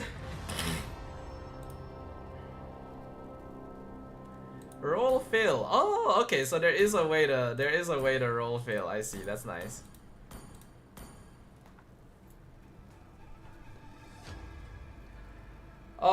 I'm so exhausted, guys. How am I supposed to clip that out and post it as a separate video? There is no way. It's going to be like a 2-hour long fudging video. Damn. Ringo says yes, sure. Lilo is here.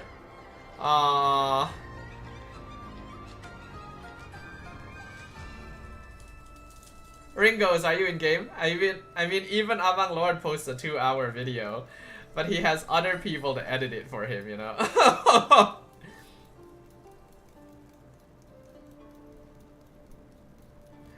No, I mean, the intent for this one is that I just wouldn't edit it. Like, there's no point. There's no way I'm gonna be able to actually edit it. So I would just like post the whole thing up as just like one block.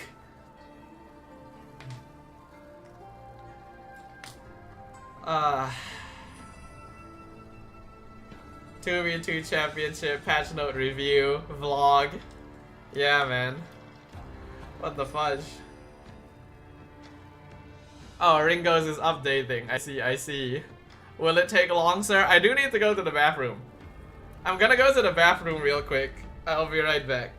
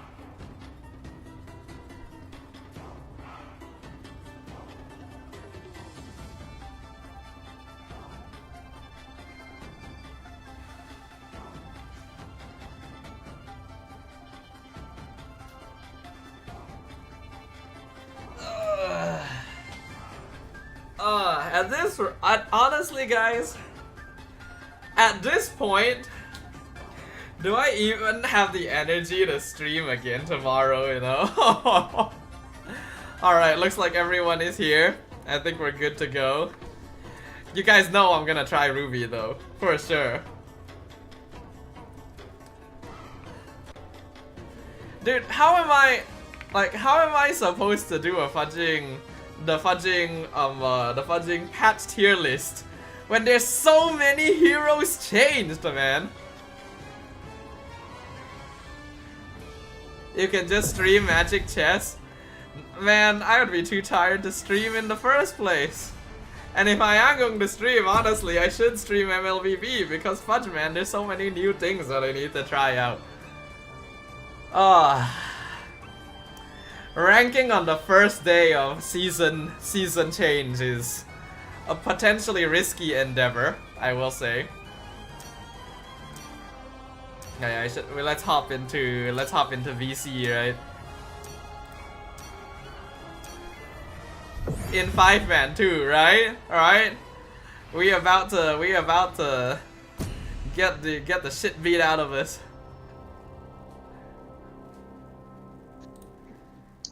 Hello, sir.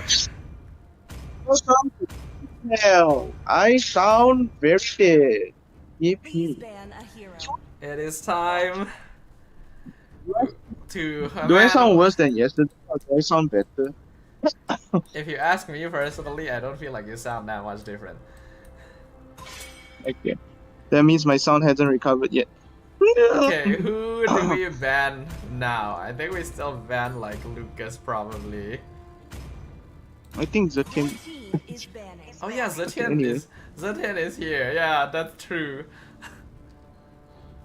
We don't have enough bans for like it's only 6 bans and it can be repeated some more. Oh my god.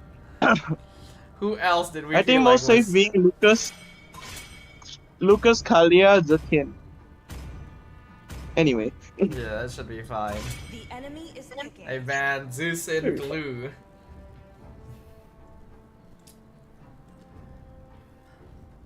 Man, I wanna try Lafu too now. Like I want to play Ruby obviously, but I wanna try Lafu. I wanna try Mincetar. Been itching for a real hero. You can do anything you want. Go for it. Go for it.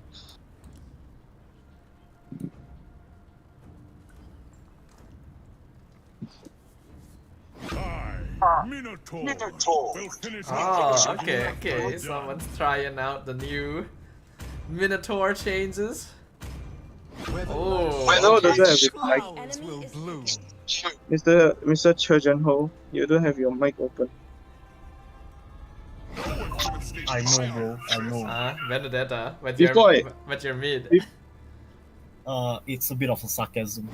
If you know Before I start hating you for what you did last week, you better do your job.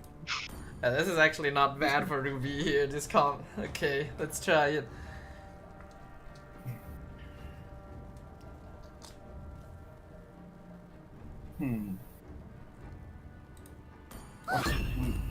What would be the build? I still go War Axe, definitely. Are we missing people? Do I want to go Endless Battle now? Wait, Lilo is going jungle? Incredible. Amazing. No, Endless Battle is probably not quite as efficient on Ruby anymore. Everlasting. So I would probably need to change that. Brute Force is probably pretty good. Yeah, Brute Force is probably quite good. So, someone, tell me what to pick. Tell me why.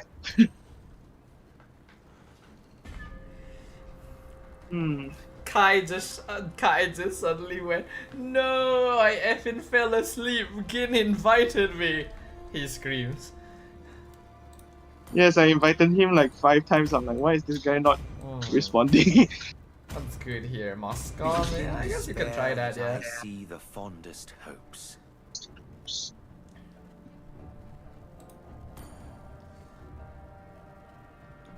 So I think this is fine. I go with this build. I think this build makes the most sense. This game will go for 40 minutes. What makes you say that?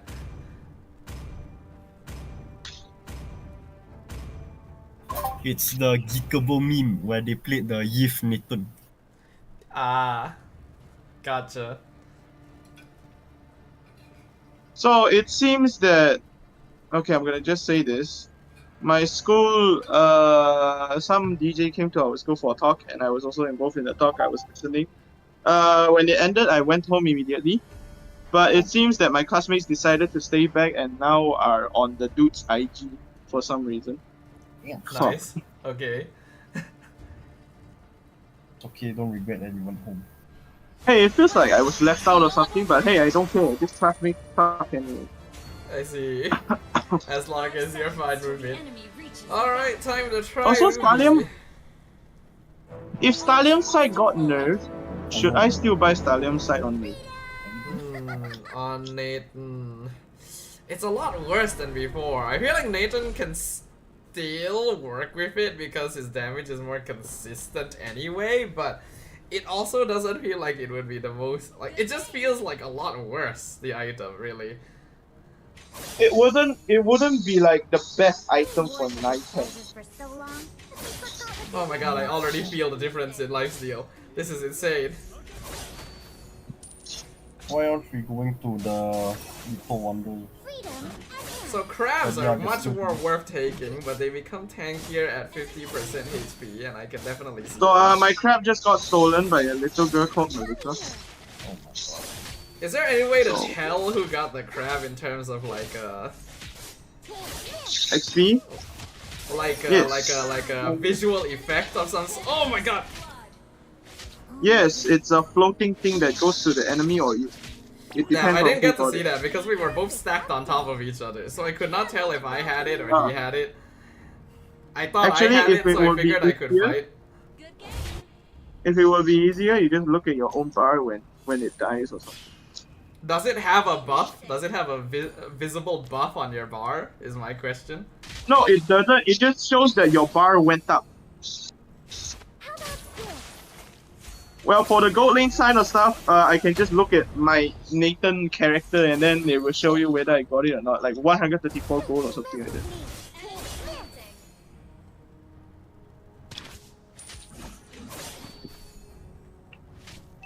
Anyway, media studies is fun. Classmates are ass. So that means he probably did steal it from me. That's why he won the fight there. I think this is just normal uni stuff. Oh my god, she inspires so early, my god. Why? You hate me so much? I'm just Nathan. Anjing lah ini orang. Anjing lah bobo kau babi. Pergi dulu. Boleh pergi? Pergi. Anjing dah pergi. Wow, he's so tanky, what the heck? That's Kalia for ya. Also, I don't think we're gonna be having a fun Oh game. my god! Is the slow effect real though? The slow effect? On Ling? He didn't use it. Did he use it? I can't even remember. What? Guys, Melissa has 1,000 gold ahead of me. Can we just give up Turtle? I don't think we're gonna win. Yeah. Why did I pick Nathan? I just thought it was geekable. Why did you tell me to pick Nathan? Because I thought it was geekable. Is it geekable, guys? I think it's geekable. Brother, ever since last week I hate you, bro. What did I do? I have no capability. What do you mean, what did I do? If I followed you, I wouldn't even get into venues yet. Yeah. I mean, at least you were forced. And I'm gonna do half of the thing I said. Like, this Friday, I might go bald. I'm not even joking. Yeah, you still need to complete your bet, brother. Yeah, this Saturday, I'm low-key gonna go bald. No joke. You need to complete full bet. Oh, fuck. Am I dead? Guys! They're ganking really hard. Ringos, I don't think you should waste your I time tried on Bruiser, this. Mincy, and Lafu earlier. They both feel really good right now. Very nice. I can't farm that fast anymore. The geekable, guys! We are different, as always, as it should be. Badang is missing. Ian, do you think it's geekable? Okay. The dawn will finally come. Oh my god. Okay, if that's the case, then I'm Wait, I know what's this? What the heck? Maybe out here geeking. What's the song? I'm not geeking. Yeah. The slow effect is not real. I didn't feel it at all. Maybe it was just too little because my passive covered it or something. Yeah, I don't know. Anyway. It should be geekable. We are different. Badang is bot. Huh? Damn. Well, I would say this is the worst Nathan I've ever played. Oh my god!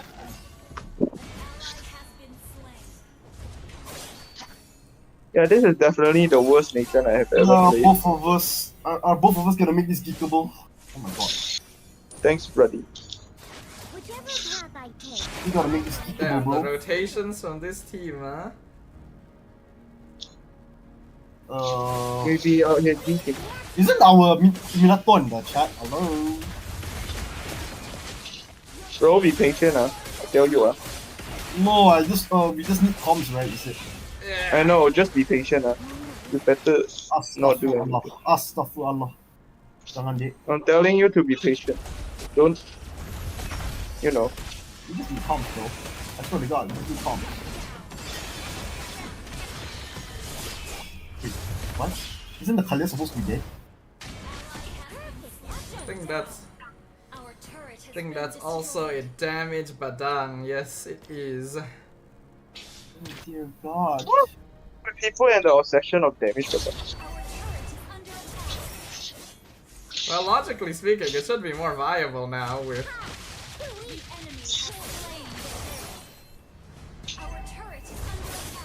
I don't know. I don't think there's anyone in the Y bush. I could be wrong.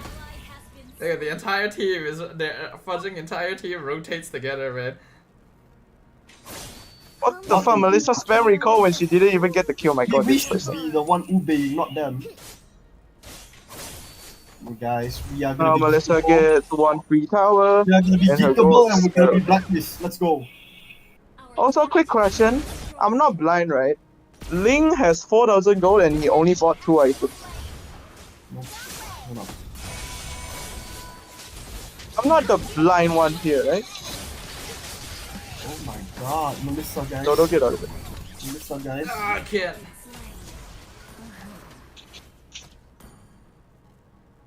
You know what? I'm gonna just wait for it. They're taking the blue. We're having some issues.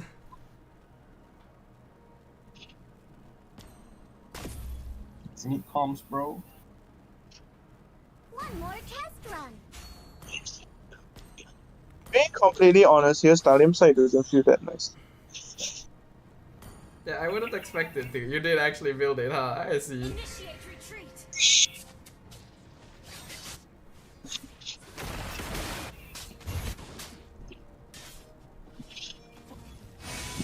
So he came for me, he missed and he walked away. Okay, Do bro. you think this is geekable? You think this is geekable? How did he get me out of everyone? I got Melissa. I got Melissa. We can fight. Samples of play. Still CC? Care, but I'm coming from behind. He's dead. Oh, I'm posting. okay, I'm still dead.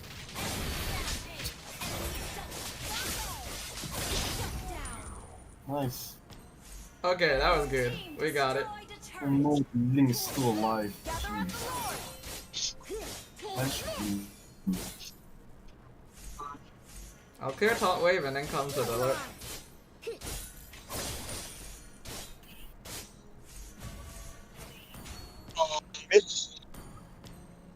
Or actually, boo buff jungle.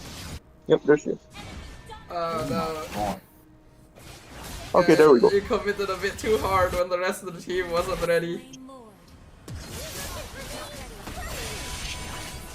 I have no LP yet. I have no skills. You committed too hard, guys. You had no one there to help you. I mean, I just follow Lilo's lead because I trust Lilo so much. But hey, whatever. We can still kill Melissa, but then we need to be wary of our positioning. We're gonna make this geekable. Is this really? I don't think so. This game is gonna go for 40 minutes. I mean, I can burst down Ling. Is that something cool? Turret is under attack. Perfect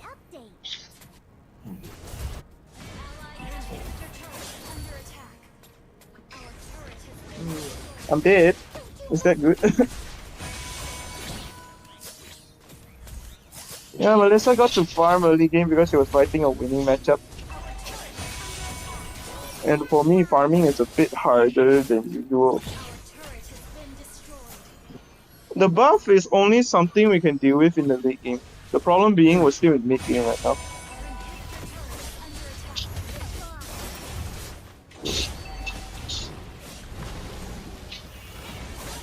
What? Still died? How? Okay.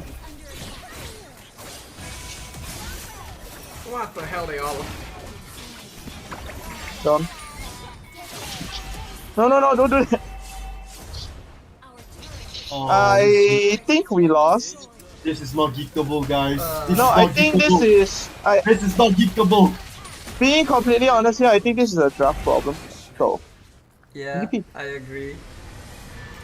I'll say another thing in advanced piece. I also generally avoid playing Ruby because I don't like losing on it. okay, I'm sorry, Dodo. I'm sorry for picking Nathan. Jokes Anyway. aside, I wouldn't be good. I think Moscow. I don't know. Hey, No, I wanted to go Ixia actually. Being completely honest here, I wanted to go Ixia. I feel like Xia would have that's a gotten good F2. For real. At least I have range. I mean, as a foreign Nathan player, it really does feel very bad to play Nathan like this. Bro, I already said that the dude had basically no change. Yeah, I know, but someone recommended to me and I trusted him and then I continue on. It's fine. I thought it was geekable. Hey, blah, blah, blah. Shit happens, okay? Shit happens. It could have been geekable, I swear to God. And my throat also happens. Please ban a hero.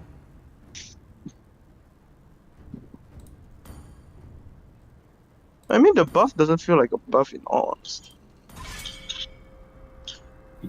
But if I went Leslie, I would have gotten fucked by Melissa also. Unless the camo buffs are actually very good. That's why Moskov. Moskov was Yeah. good. Granger was good. Your team is banning. Jokes Well, aside, I thought more hey, stuff. I should have followed my own intuition, I guess. Whatever. You're the gold lane main here. I mean, Junho plays more games than me last season, I think, if I'm not wrong. I thought we played a lot together. And also, I play Faramis more than anything right now. Oh, dear. Oh god, that guy is so fun. MVP Faramis is so fun. When you save your teammates, it's so fun. Everything is so fun. What about Estes? Was that's one? Mandate. Estes is ass. Oh my god, how do we fight against this?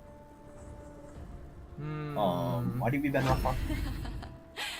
The Oh, shall I southern play? seas What's good are against the my domain. Well, the What does the Kadita Kadita do? actually. Something that can burst, but is not an assassin. Something that can burst but not an assassin? What does that mean? Everything. I will protect you. Is Lolly? Actually, I don't really I don't like think- picking Lolita this early. No, I actually don't think Lolita works against Zetian's first skill. Yeah, I don't think so. Not bad. Because it's a strike throw, not a projectile base. Even though it's still kind of a projectile, it doesn't work like a projectile. You know? Please pick a Bro, hero. I'm so lost. Fine, everyone. Yeah, that's what I spamming Badang now, So, as the gold lane main, I don't want to take risks. But at the same time, I want to play Leslie. I don't even know what to play. But at the same time, there's a Zetian Wu. So I think I should destroy her. Let my bullets be the nails in your Fuck it. Oh, coffin. for real, what is good though? Dodo, do you trust me on green? Yeah. Yeah. I hope you do. Should I go into more I hope you trust me on damage? green, G. If I go into more damage, what I would do instead? It's not. I don't think endless battle is the way to go. It's also not. I think bad. Sammy.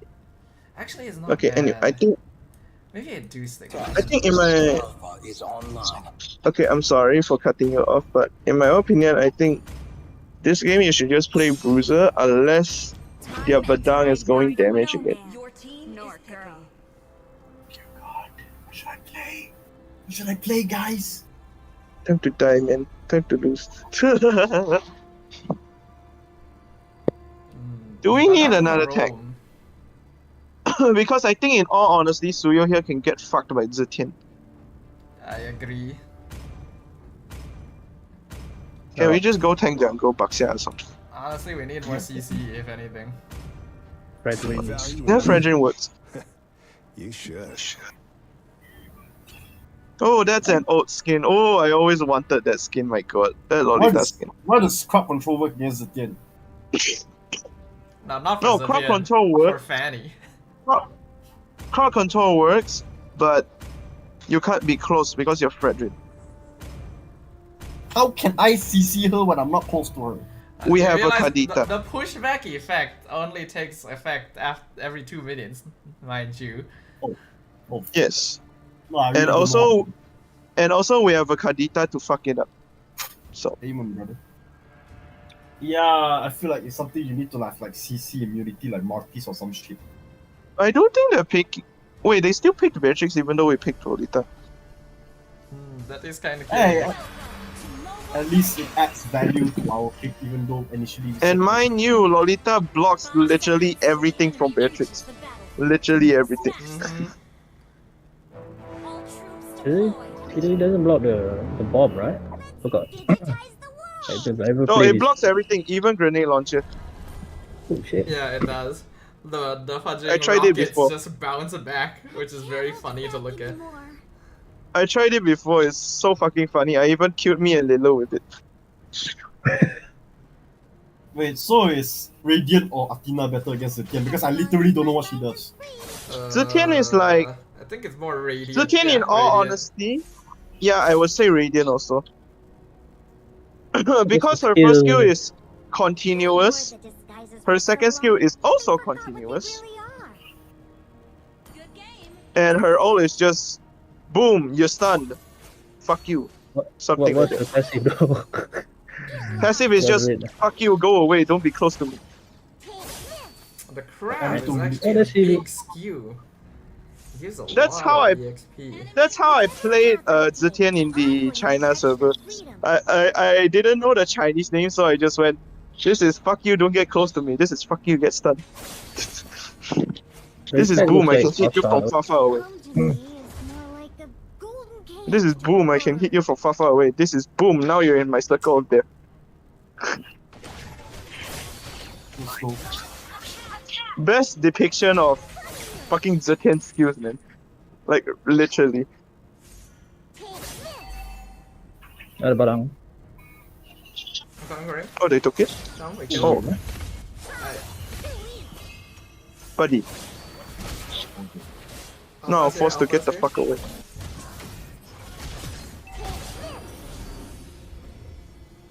Kuma, Kuma, Kuma. Oh my god, that bush almost died. Why are you in the Kumar bush? No, there was like 3 inside there. Yeah, I know, but why the Kumar bush? Not even nowhere else to walk. It has to be the Kuma bush. It has Because he will become Kumar. to. Wow. Damn, that's a Oh wait, both of you ulted. ulted? What is that timing, dude? Oh, that was enemy Zetian. Wait, Yeah. no, did she take your XP thingy? She stunned me precisely guessing- when I was contesting it with Alpha. And then Alpha got it, huh? Yeah. Alpha? I don't even know how I killed that Alpha. Oh, no. The funny Bro, this stuff is- enemy team is My What? god. this enemy team is rotating together. What? Here we are playing So five early man. rotation, yeah. But it's too early. Whatever. I mean, there's the movement speed thing right? That got buffed. I mean, now, okay, here's my intuition. Zetian only has very low HP. Can you ult? Can you ulted? I think it's more about the. I don't know, is it just me that noticed this? Zetian has same amount of HP pool as Beatrix. Fuck. Zetian does look like he's fairly squishy, yeah. Like, quite fragile, actually. So just one missed combo, you actually get fucked up. Also, guys, I think I we should give suggest- up the lah. I suggest you guys to at least win the team fight if you guys are trying. Okay. No, That's I fine. think we just give up Toto. I don't know why we. Yeah. I think just funnel all gold into me. We can still win this. Which is what they are technically doing right now. Bro, the Beatrix is just rotating. I don't even know why. Dude, I'm not seeing any fudging team synergy.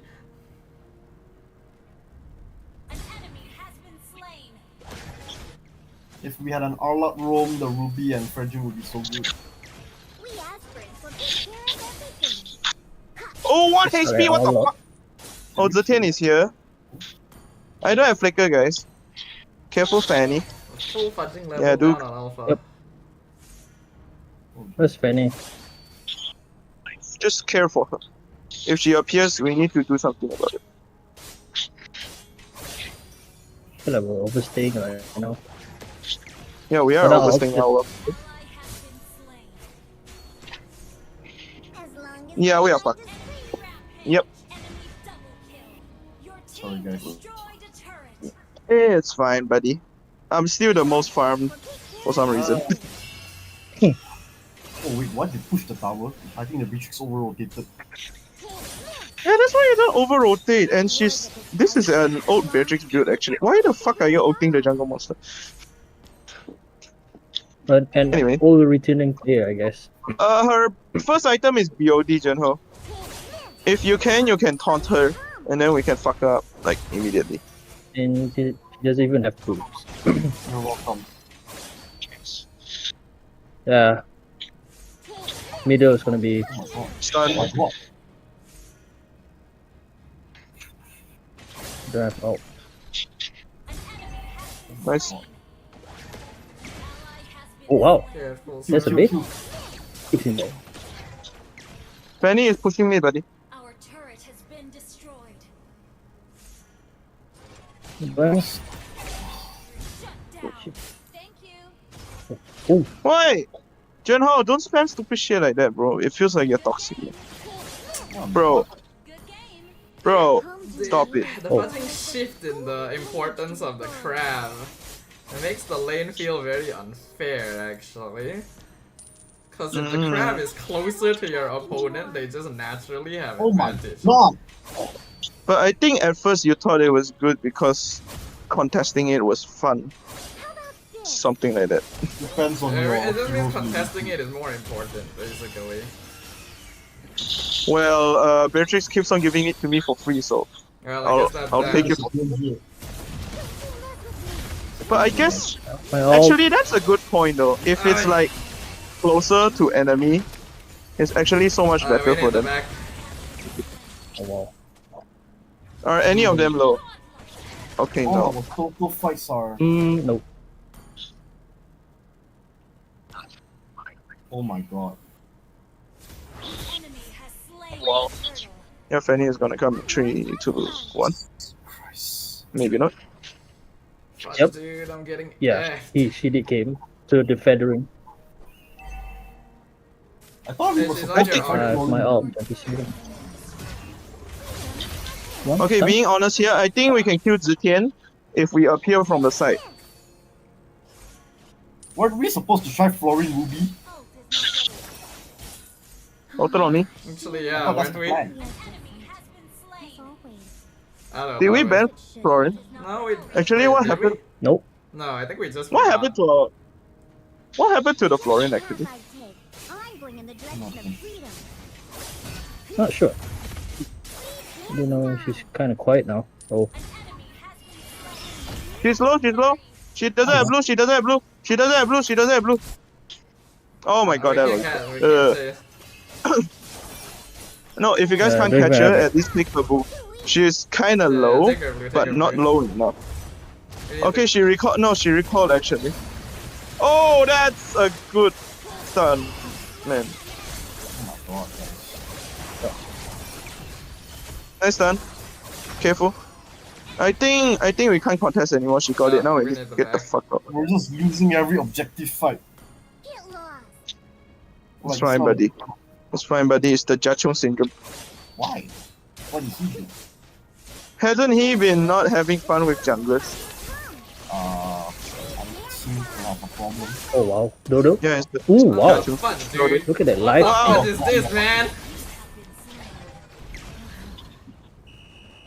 Guys, please save the Dodo. They really hate your And then the amount of recalls that just happened over there, my god. Oh, please save the Dodo. Yep.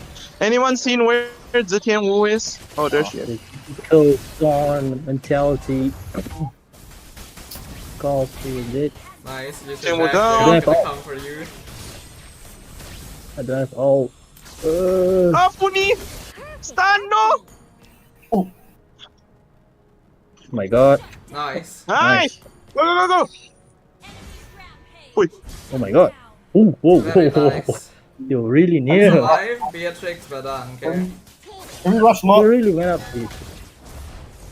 Oh. Nice. Done. Hello. Good. Oh wow. Team. Should Calling I for go to the team. lore or you guys? Hello. And I'll take Zetian Wu, the big Zetian Wu. one, come. Ooh. Hello, team. Well, what Frederick is about to die. There. You Put down. started it without telling Zetian Wu us. behind. I said it a lot of times, though. Damn, the, Talk oh, louder. Oh my god! Oh my god. Guys. Never mind. Oh wow. Come on, Dodo. Nice. Get out, get out, get out, get out, get out, get out, get out. Get the fuck out. Get out! Thank you. Sound effects, whatever that is. But Wow. Oh, really wish you had the minions drawn. Damn it. yeah, oh yeah, they got the load. So actually, me dying is actually very bad there. But looking at the goal, I think the fact that they're rotating together is actually hurting their farm. Even though their farm is better than us, the goal laner on one side has more gold than the whole team individually is also something that, yeah. But hey, let's take our time. One more test run.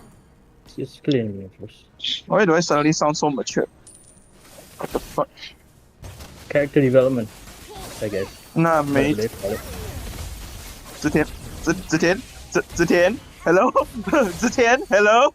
She doesn't seem as good as I thought. No, she just went AFK like a lagging motherfucker. Careful, Fanny. Wait, what? He's immune while dashing? Are you for real? Who? Badang? Yeah. Hello? Huh? Wait, he's immune when dashing? Nobody thought told he me wasn't that. Run to me, dashing,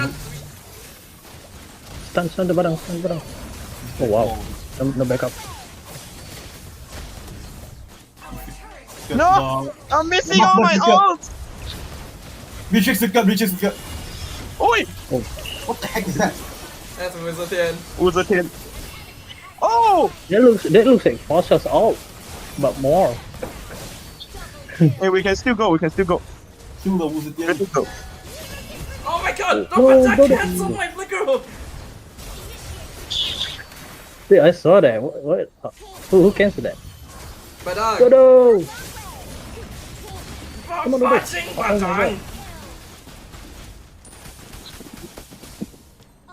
Hey, buddy. Run, Jin. You sure you wanna run. chase me? He will chase you to the end, I guess. Oh no! Lilo! Yeah, there you I'm go. coming! Doesn't have ult, I think. Could be. Alright. Nice lah. Are you kidding? Nice. Wow, he just came to die. Penny no blue. Let's go take it. Oh Oh, yeah. Oh no!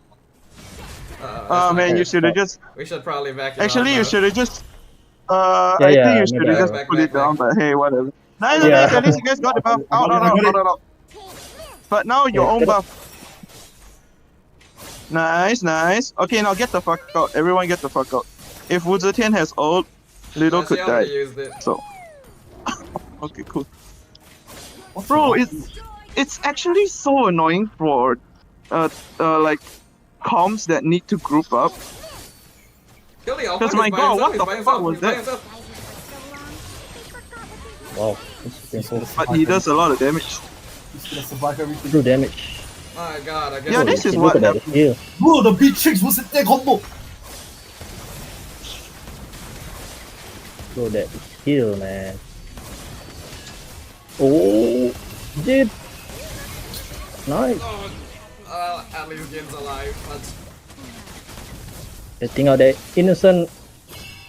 Come on, guilty.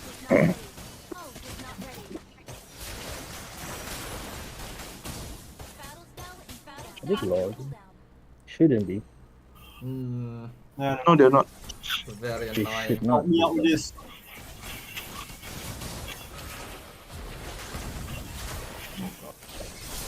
If anything's I'm there.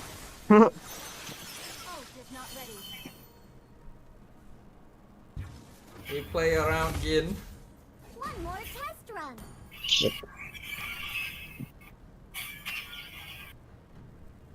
Oh yeah, that's satisfying, huh? Bombs. Oh my god. Essentially just telling her fuck you, your ult sucks. Oh no. What does her out even do? Damn it, she was too far.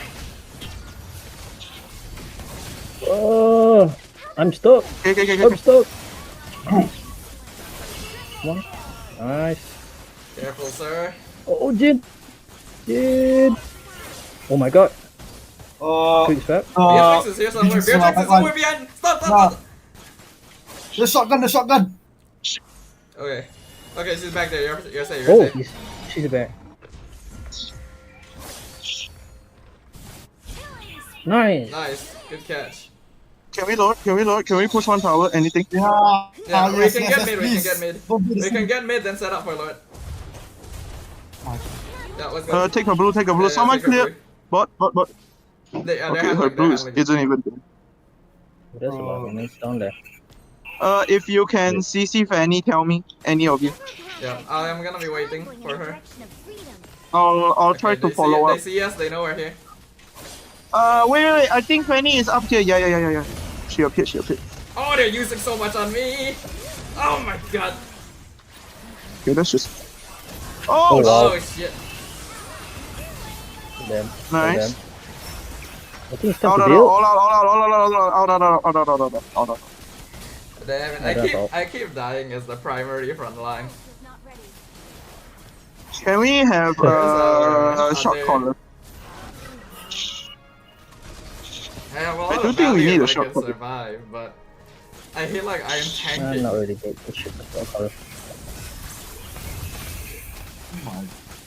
Oh, they're really going at it. It's alpha. There we go. Perfect update. Positioning.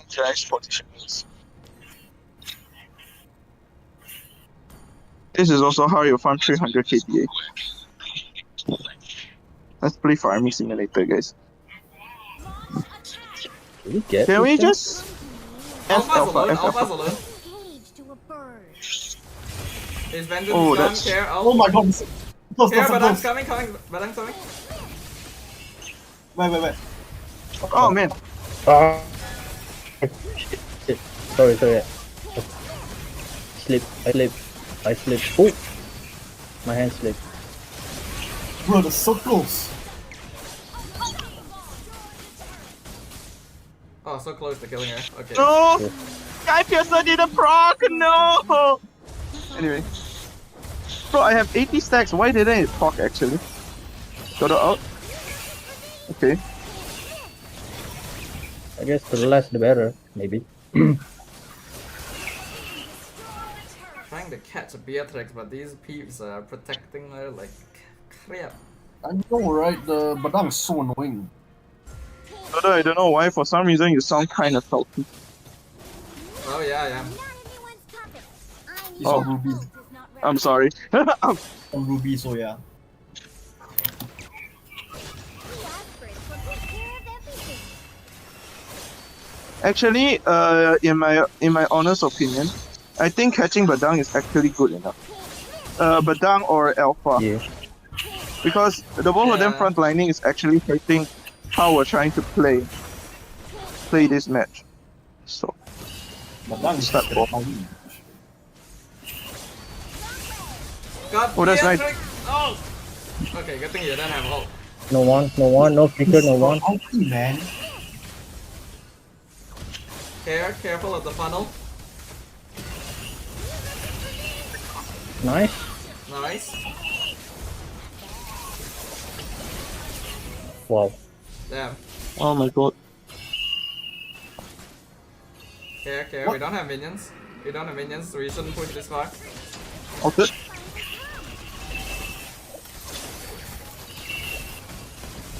Backing off.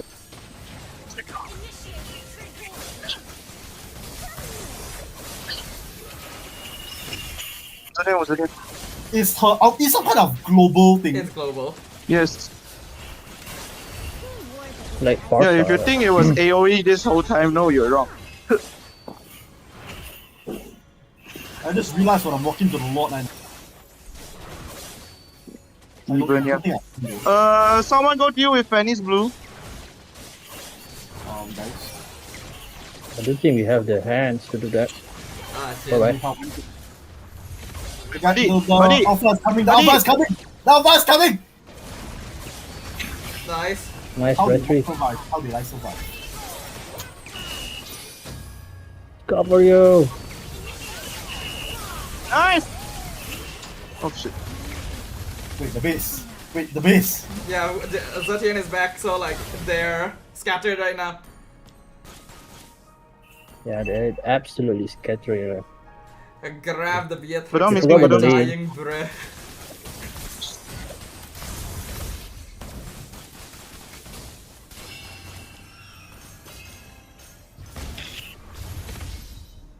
Okay, this Badang will be. Careful, watch your position. Oh Oh my no. god.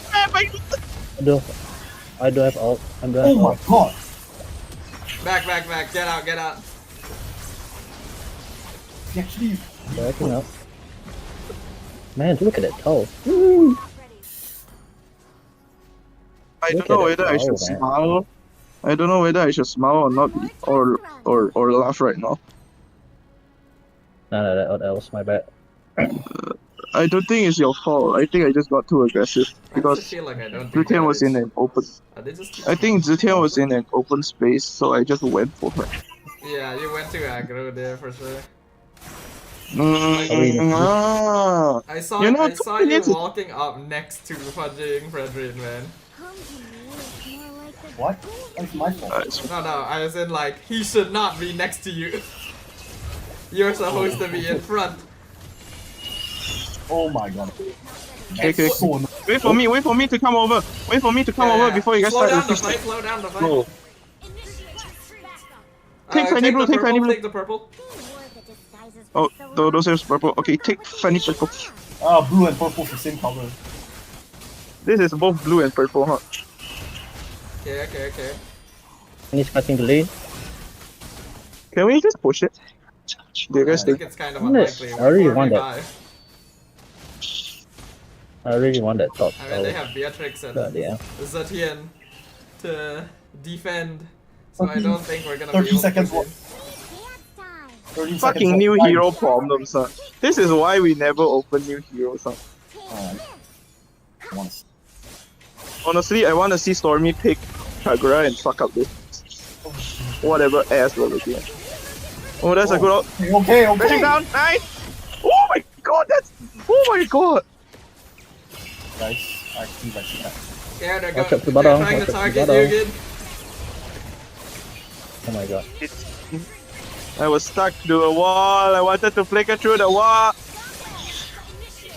Oh my. Get up. Wait, can you just contest No, her? I'm not gonna cheat. Go to the minion. Although I don't think chasing Go to the ZETIAN minions. is a good idea. Nice! Nice. Nice! Go to Ruby the gameplay! minions. Oi, too much. Don't Ruby chan me right now. No. Bro is having Yeah, by a the way, I saw a little damage. that triggers something, yeah. I think okay, no, the 20% spellbam definitely showed there. Yeah. Like if it was old Ruby, you would have survived. I don't think we should. Lord. But I mean, at like, the- we should like fully commit. At the same time, I think the damage department on Ruby is not that good for now. But I feel like I Or remember maybe- being able or to do a maybe- bit more. Or maybe it's because it's already quite late. So, Potentially, you know. yeah. What? Fanny has purple. Careful. Also, guys, I have Right. 10,000 gold. What do I do with it? Item swap? Item swap, basically. I think you might need to consider Oh. selling your shoes at this point.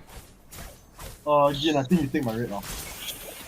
Wait. Sell your shoes, Before you buy say- immortality, set up Wind of Nature for item swap. What did it? Buff the red potion thingy. Not only just the defense. I think I can just buy red potion either way. Because, you know. This Lord dance. But I'm so slow though. Fanny behind. I know, right? That is Yeah. What's he doing? Oh my Trying god, to- ZETIAN! Oh! Fanny's behind us. I don't know what I he's know. trying to do. She's trying to avert.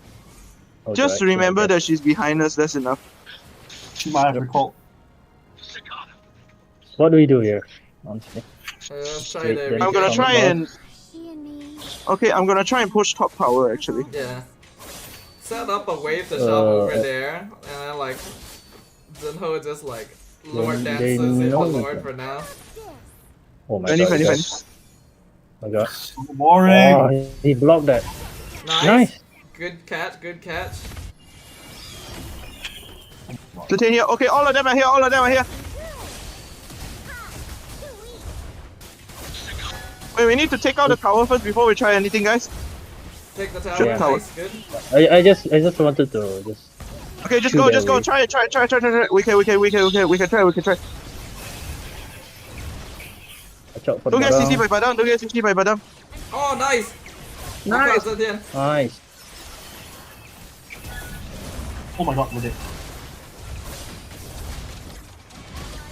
Yeah, get deflected, bitch.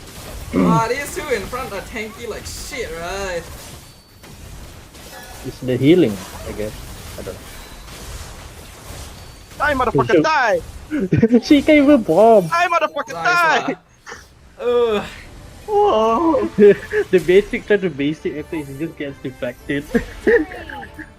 And the Bro, damage was okay. kind of crazy.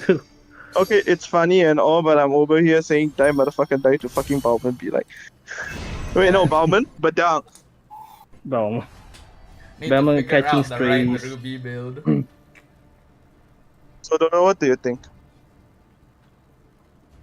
I need Ruby to is figure back. out the correct Ruby build. I think I should Okay, have okay, I'm gonna swapped say- some items. Okay, I'm gonna say this. A War X first item is definitely, you know, something important. So, stick with that for now.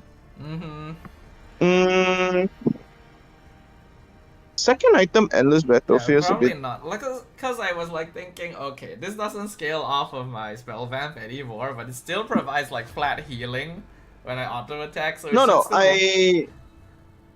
I get what you mean, because Endless Battle, it has like, what was it? A healing a aspect. unique... Yeah, a unique spell vamp name that I forgot. So, yeah, it is yeah, outdated. anyway. I think that's the item I should have swapped. I should have tried. Yeah, I No, should have I tried think- going for like more damage and seeing if that would translate into better situations for me. okay, I think Endless Battle is good. But I think if you wanted to do Bruiser type of Ruby, you should build a bit more tanky and still feel like you're doing damage at the same time. Perhaps. No, I was actually trying to go slightly more damage oriented. That's why I went endless. But yeah, I don't Hello. think it's not the right pick anymore. Hello, Ray. Yeah, I suggest Hunter over Endless because you had to use your basic attack to like regen, but it's not as valuable because you have like very low attack stats from just only 2 items. So I suggest Hunter Strike for just Because it more scales raw off damage. of attack, right? Yeah. I should have just went to a Oh, damage also- item. Super Ken gets to go to MSC when BTR can't even get through first round of playoffs. My God. Oh, that's so sad. Unfortunate. Got room for one more. It is Well, 1 I think a.m. it's 1 a.m. I want to sleep. Oh, In sorry, truth, Ray. I wasn't supposed to. I wasn't intending to play any games today at all. You know, I just after reading all the patch notes, I was like, okay, I gotta try it at least. And then I proceed to immediately invite you. Yeah. Yeah, boy. Why are you so hasty all the time? What do you mean hasty? And now, as soon as Duff finishes up the usual stuff, you're the one hosting. It's just weird. It's just weird to see that like he's a streamer. You know, just my. Technically, Just if we're following that, he is technically the moderator. Yeah. Not that's that true. he's really doing much moderating. Heh. Because I'm always playing. Hey, hey, hey. But hey, I'm keeping him on track, right? Yeah. I think I'll try the Uranus changes tomorrow. Thanks I joined for the game, Uranus, I no love it. problem, Ringos. It's Thanks so- for joining us, sir. Apologies if I got salty, which I did. It's fine, I didn't notice, haha.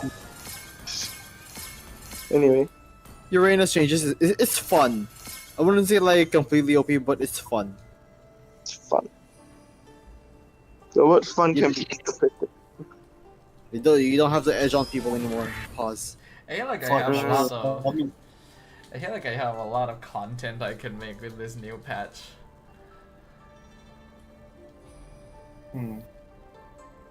Oh yeah, you should start with like marking out over Ruby. I'm definitely gonna do some kind of Ruby content. Like start with your what you call it? But Your I have reaction to the a buff. lot of stuff to do first. Also, I need to do my Oh. vlog. I haven't done my vlog. Flowers bloom across the land. Yeah, speaking of, like, and just our add the Ruby Chan audio as you react to the Ruby changes or something. Alright. Yeah. Ruby Chan, and then proceed with the fucking reaction and shit. Just my idea. Yeah, it's an option, definitely. We will see. Either way though, it is 1 AM. Dude, I thought I was gonna have a short stream today. I thought I was like, I'm just gonna focus on finishing the patch notes today and then we'll like play tomorrow. And then now it's 1 AM. God damn. No, I think at first when you thought stream was gonna end quite fast, you already would know. So this guy already has the silver. Oh wait, you can only claim it on June 25. Unfortunate record as well. I got 2 silvers on Ruby in a row. I had to play against 2 Badangs in a row too. Fudging bastards, the Badangs. Although if you look at my history, it tells you a lot on how my rank games were today. I see. Well, it's fine. For now, I just wanna. I'm just gonna. I want to try chill. Balmond. We will I want to play try Balmond with these tomorrow. changes. I think we'll just look at it tomorrow, eh? Yeah, Oh, we'll shit. look at it tomorrow. I want to rest. There's so much new shit we could try. There's a lot to like consider. I'm a little concerned about the importance of the crabs in the lane.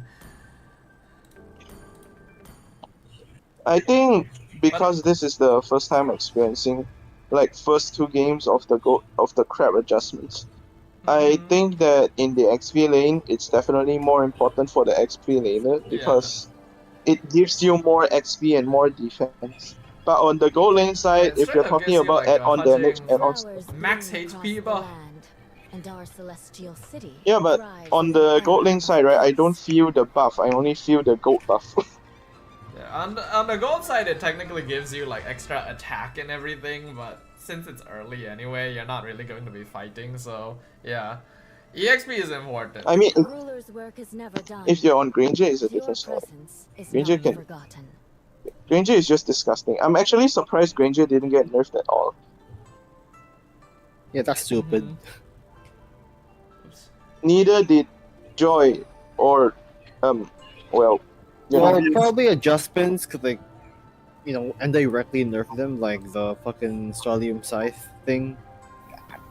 Yeah, The actually. Stolium Scythe thing is so weird to me. I mean, like, yes, Stolium Scythe can be still applied, but like, you know, it's not as. Yeah, I know. You play him. You have to play him like an assassin now to maximize Stolium Scythe. Okay, Okay, let's not start the conversation right now, please. I want to rest. Give me 1 more minute. Let me finish this. Alright. We are finishing off the stream tonight. I am tired. I'm just tired, guys. Like, I was not expecting the patch notes to be as long as they were. And yeah.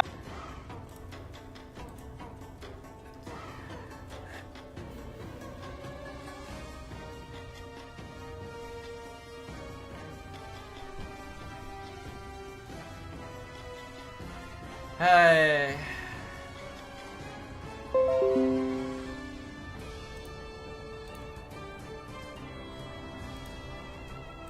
Hello, are we back? Okay, we're back. Yeah, I think that is a sign for me to finish off my stream for tonight. Very much a sign for me to finish off my stream for tonight. So, I have united. I will go ahead and close this out. But man, a little bit annoyed. Yeah, I probably should have held off on playing, cause like I should have known that there was a chance that this would happen. You know, new patch, 5-man rank. People are obviously going to be pretty try hard. The ranks are in a bit of a disarray and everything going on. This is why I usually don't play rank too early when the season resets. But you know, after reading the patch notes for like nearly 3 hours, I was like, okay, I gotta try some stuff, you know, especially since Ruby got buffed and everything. But yes, I'm gonna go ahead and finish things off here. I will still be streaming tomorrow, since, you know, we didn't get to play very much yet. I do still want to try out some other heroes as well. So I'll be live tomorrow at the same time. I feel like I have a lot of videos to put out, guys. Oh, I have so many videos to put out. I have so much work to do. I guess because of that, I probably should try not to sleep too late as well. You know, just like properly make sure that I get some rest. Tomorrow I will try to post up the patch note review video. It's gonna be like, what, 3 hours long or something like that. I don't think I'm gonna bother putting too much effort into editing it. I'm just gonna like cut out the entire section of me reviewing the patch notes and just post it up. And I will just settle with that, because otherwise I don't know what I'm gonna do. But yes, so with that everyone, I'm gonna go ahead and finish off the stream here for tonight, as per usual. Thank you very much everyone for dropping by. I hope you guys enjoyed the stream today. I hope you guys enjoyed the patch note review. We have a very big shift coming, I get the feeling. I do get the feeling that this patch is going to change a lot about the game, which is definitely necessary. You know, we've been waiting for a shift in the patch in the meta for a very long time, so I am excited, but it does mean that it's going to take some time for us to readjust and figure out how exactly we're going to do things here. So looking forward to when MSC happens. You know, I'm really excited to see what kind of heroes these teams are going to be playing, what kind of strategies we're going to be seeing. And yeah, apologies to y'all for maybe getting kind of salty, getting kind of tilty, kind of cranky towards the end here. I was getting very annoyed with the games, and I'm clearly tired. This is why I try not to stream too long as well. Fudge! I feel like I'm gonna be exhausted when I stream tomorrow, but we will see, we will see. Either ways, for those of you who haven't, do drop a like, follow, and subscribe on my socials, right? I'm live on Twitch as well as YouTube, and then I have Facebook, Instagram, TikTok, as well as Discord. So if you guys want to join or follow any of those, if you guys want to keep up with the community and know whenever I'm going live, next stream will be tomorrow at the same time as usual. We will try out more of the meta and figure out how things go. And yeah. Alright. Okay, hope you guys have a good night. You know, once again, thank you very much everyone for dropping by. Hope you guys enjoyed the patch. Hope you guys enjoyed the games, and I will see you guys tomorrow. Yeah, is there anything else? Anything else I want to say? I don't think so. It's 1:20 a.m. I want to go to bed. Alright, make sure you guys get some good rest. It's still a weekday tomorrow. For any one of you all who have things to do, make sure you guys rest well. Have a good night. Thanks for coming. We'll play some more tomorrow, so I will see you guys then. Let's once again have Big Boy close us out for tonight. Alright everyone, see you next time. Bye bye.